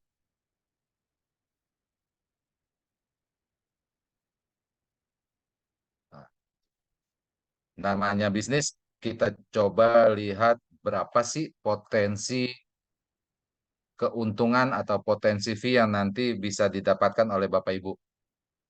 Nah, kalau kita lihat di tabel sebelah kanan, ini adalah seluruh layanan kurir PT Pos, layanan logistiknya PT Pos, baik domestik maupun luar negeri.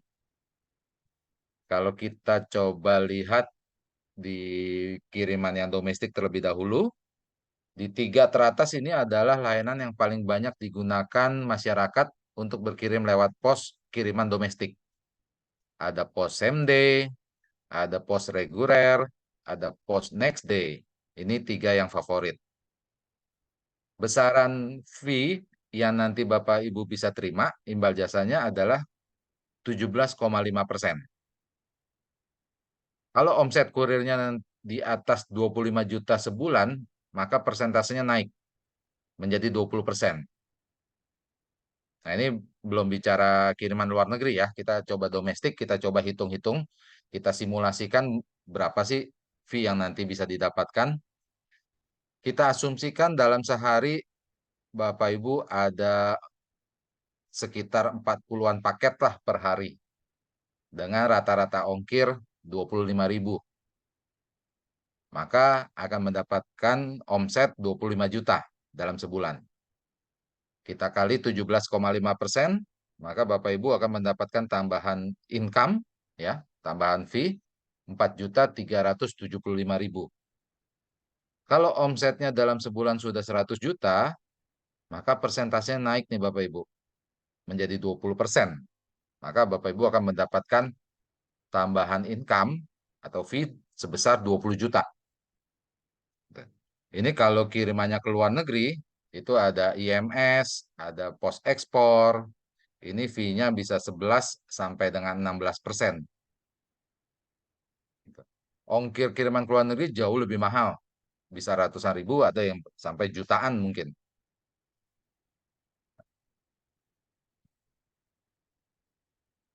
Ini beberapa gambaran yang sudah bergabung menjadi mitranya agen pos. Kalau kita lihat, di spanduknya sudah bertuliskan kantor pos, sudah bukan agen nih Bapak Ibu.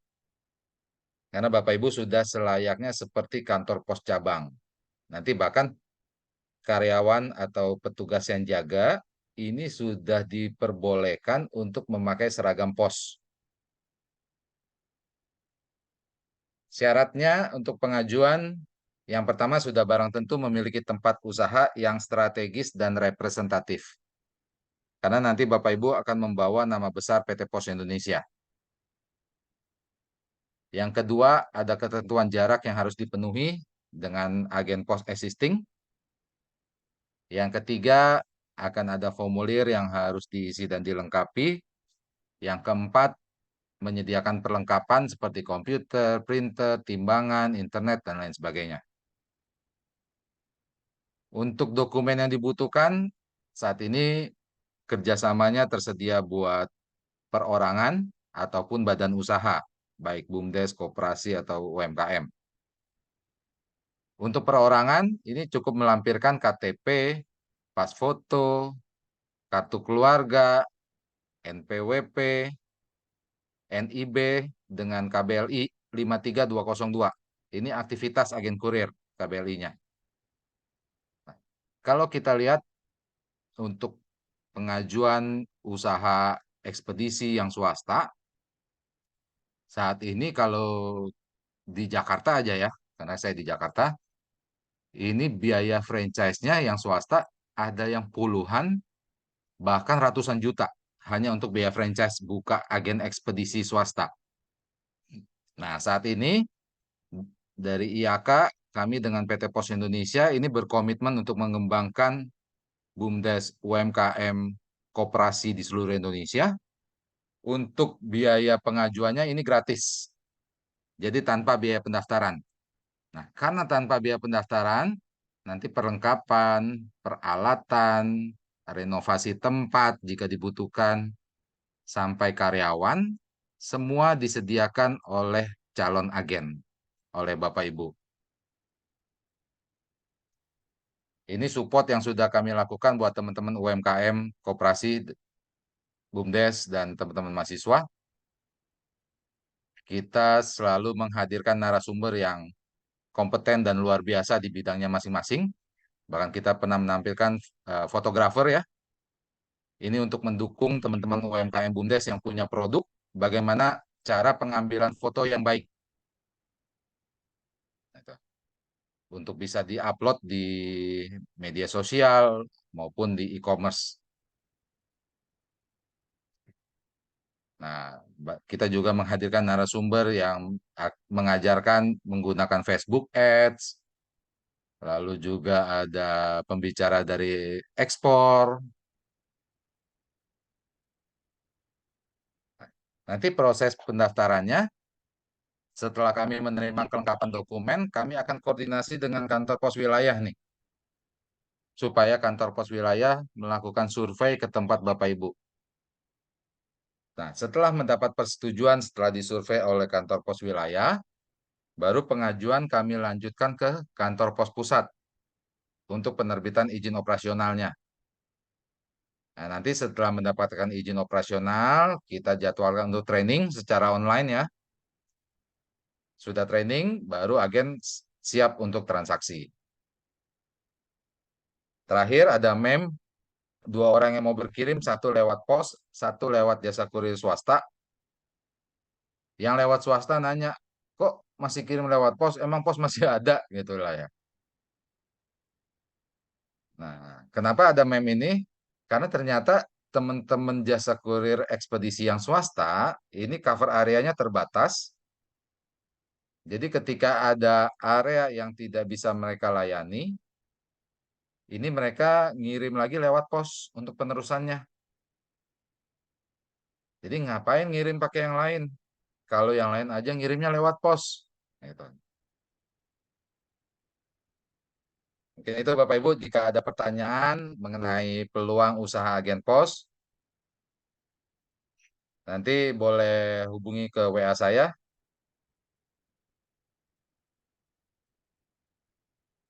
Di 0816 191 4786. Ya, saya ulang. 0816 191 4786. Oke, mungkin itu Pak Joni, Pak Rudi, Pak Haji Deden, buat teman-teman yang khususnya yang punya usaha nih, bisa dapat double cuan.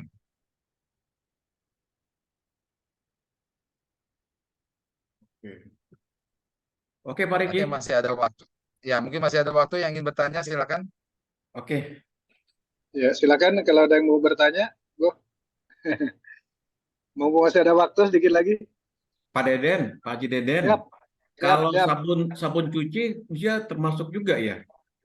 Nah, sekarang ada tren ya, memang sabun cuci tangan gitu. Bahkan dalam audit, biasanya salah satu yang dipersyaratkan itu adalah sabun. Jadi Oke, sabunnya itu harus bersertifikat halal.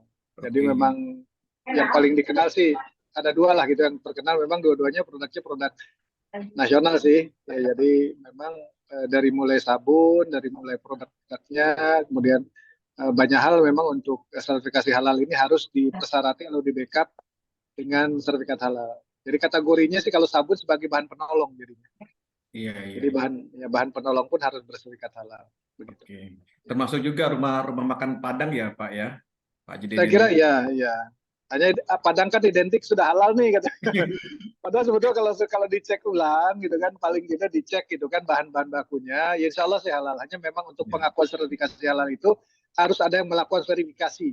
Ya. Yang Pernah saya melakukan betul ya, Pak Haji Deden.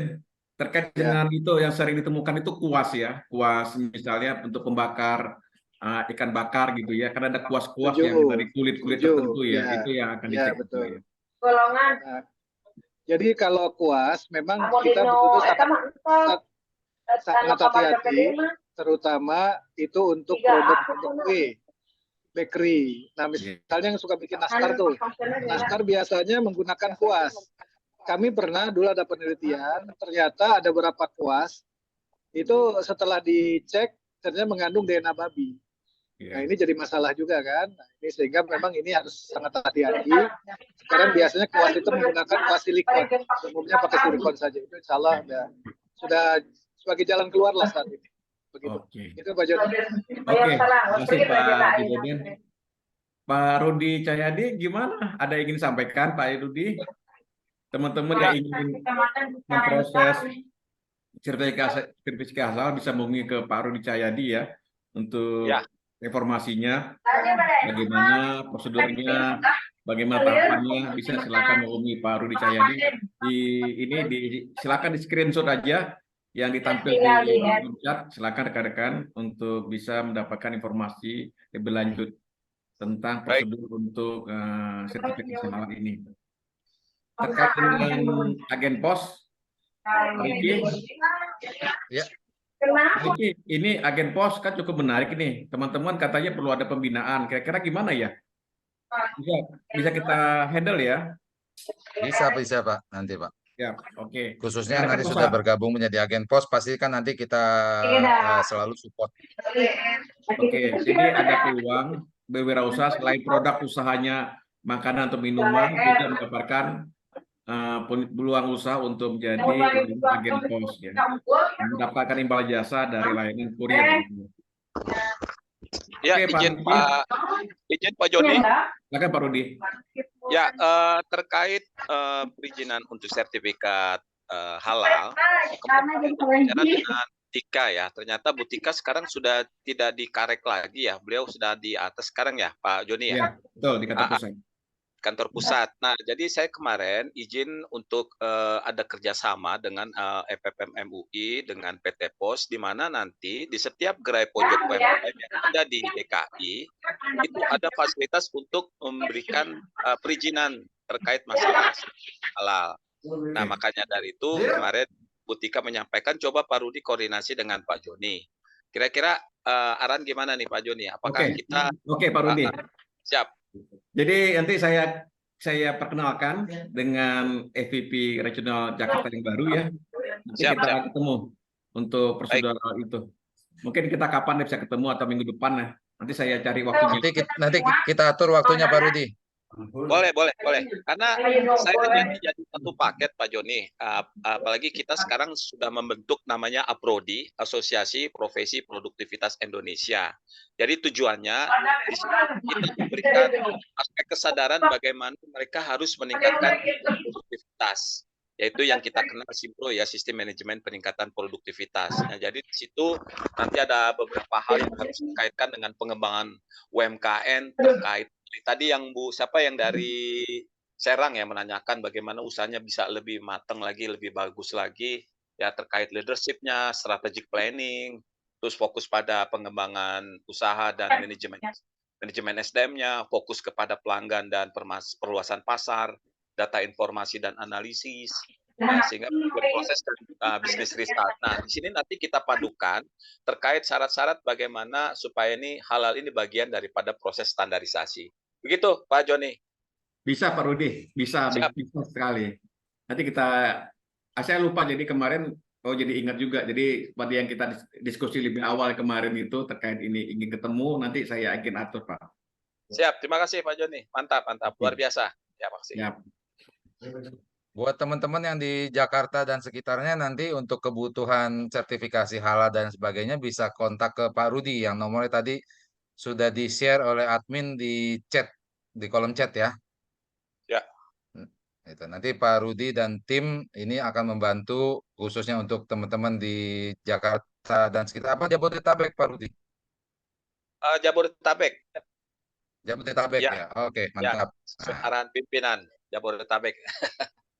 Keren. Tapi bisa juga Pak Riki untuk wilayah lain kepingin tahu lebih dalam, lebih jauh lagi tentang sertifikasi halal, bisa hubungi juga Pak Rudi supaya Pak Rudi bisa dapat berinformasi nih kemana nih harus dilakukan.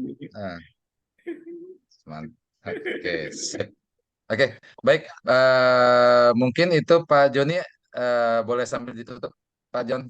Sambil mungkin sedikit bocoran Pak, sedikit aja tapi bocorannya Pak untuk Pospreneur 96 minggu depan. Silakan Pak. Oke, makasih banyak ya. Pertama kami dari Pos Indonesia mengucapkan terima kasih banyak nih kepada Pak Haji Deden, Direktur LP POM UI DKI Jakarta. Juga kami mengucapkan terima kasih banyak kepada Pak Rudi Cahyadi dari Kadin Jakarta.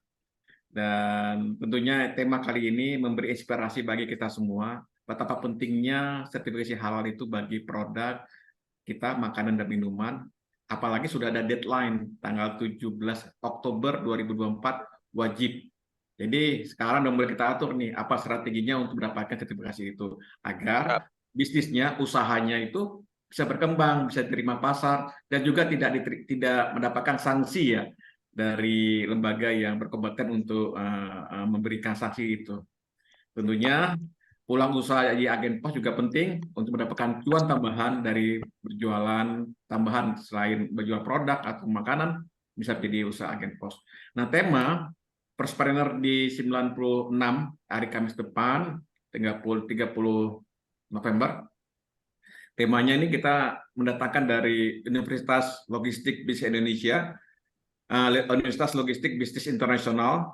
Ini menghadirkan bagaimana cara mencetak ahli-ahli logistik, ahli-ahli bisnis, baik bidang logistik maupun digital. Nanti kita hadirkan di Kamis depan, ingin ya semacam belajar lah, apa sih strateginya untuk bisa belajar menjadi ahli logistik maupun jadi ahli di bisnis digital. Itu Pak Riki, dan tetap stay di webinar Pospreneur ini, channel buat kita semua, sudah ke 95 kali ini, dan insya Allah mungkin tahun depan kita akan berkembang, akan menjadi bersama sama Pak Rudi Cahyadi juga untuk tema-tema yang lain nih, dari Kadin Jakarta bisa menghadirkan tema-tema yang lebih baik buat UMKM di Indonesia, dari Jakarta untuk Indonesia, begitu. Siap Pak Joni. Ada yang sampai lagi Pak Deden, Pak Haji Deden? Saya kira saya hanya satu saja, bahwa jangan sampai nanti ya kita kalah bersaing dengan perusahaan-perusahaan atau produk lain, sementara produk lain sudah begitu cepat bergerak, begitu cepat mereka melakukan antisipasi, sementara kita masih juga belum melaksanakan kegiatan-kegiatan yang memang harus kita persiapkan sejak awal. Jadi insya Allah saya kira Bapak Ibu sekalian, mudah-mudahan semua berkah, semuanya bisa ada kebaikan, dan tentunya menjadikan UMKM yang laku, kemudian yang UMKM yang luar biasa, kemudian juga menjadi UMKM yang memang bisa bersaing di pasar internasional dan pasar global. Saya kira demikian, terima kasih. Assalamualaikum warahmatullahi wabarakatuh. Waalaikumsalam warahmatullahi wabarakatuh. Pak Rudi, ada yang disampaikan Pak Rudi? Baik, terima kasih Pak Joni. Closing statement saya terkait pentingnya halal ini sudah merupakan keharusan di mana UKM ini sudah harus sadar akan pentingnya kualitas, akan sekali dengan terkait masalah produktivitas, untuk mengarah kepada efisiensi dan efektivitas. Nah, tentunya kami di sini dari Kadin DKI akan sangat mensupport untuk bagaimana meningkatkan UKM ini dari sisi aspek kualitas pola pikir, proses kualitas hasil karya, dan proses kerjanya. Sehingga akhir kata saya ucapkan banyak terima kasih, dan saya berharap kita terus berkolaborasi, terus intens untuk bisa memberikan yang terbaik untuk UMKM di DKI Jakarta. Ada pepatah, ada pantun sedikit, burung irian, burung cendrawasih. Sekian cukup, banyak terima kasih. Assalamualaikum warahmatullahi wabarakatuh. Waalaikumsalam, luar biasa. Waalaikumsalam Ini warahmatullahi Betawi Tulen wabarakatuh. ini mantap. Pantunnya cakep banget. Oke, teman-teman semuanya izin pamit. Terima kasih Izin banyak pamit ya. atas kehadirannya. Assalamualaikum warahmatullahi wabarakatuh.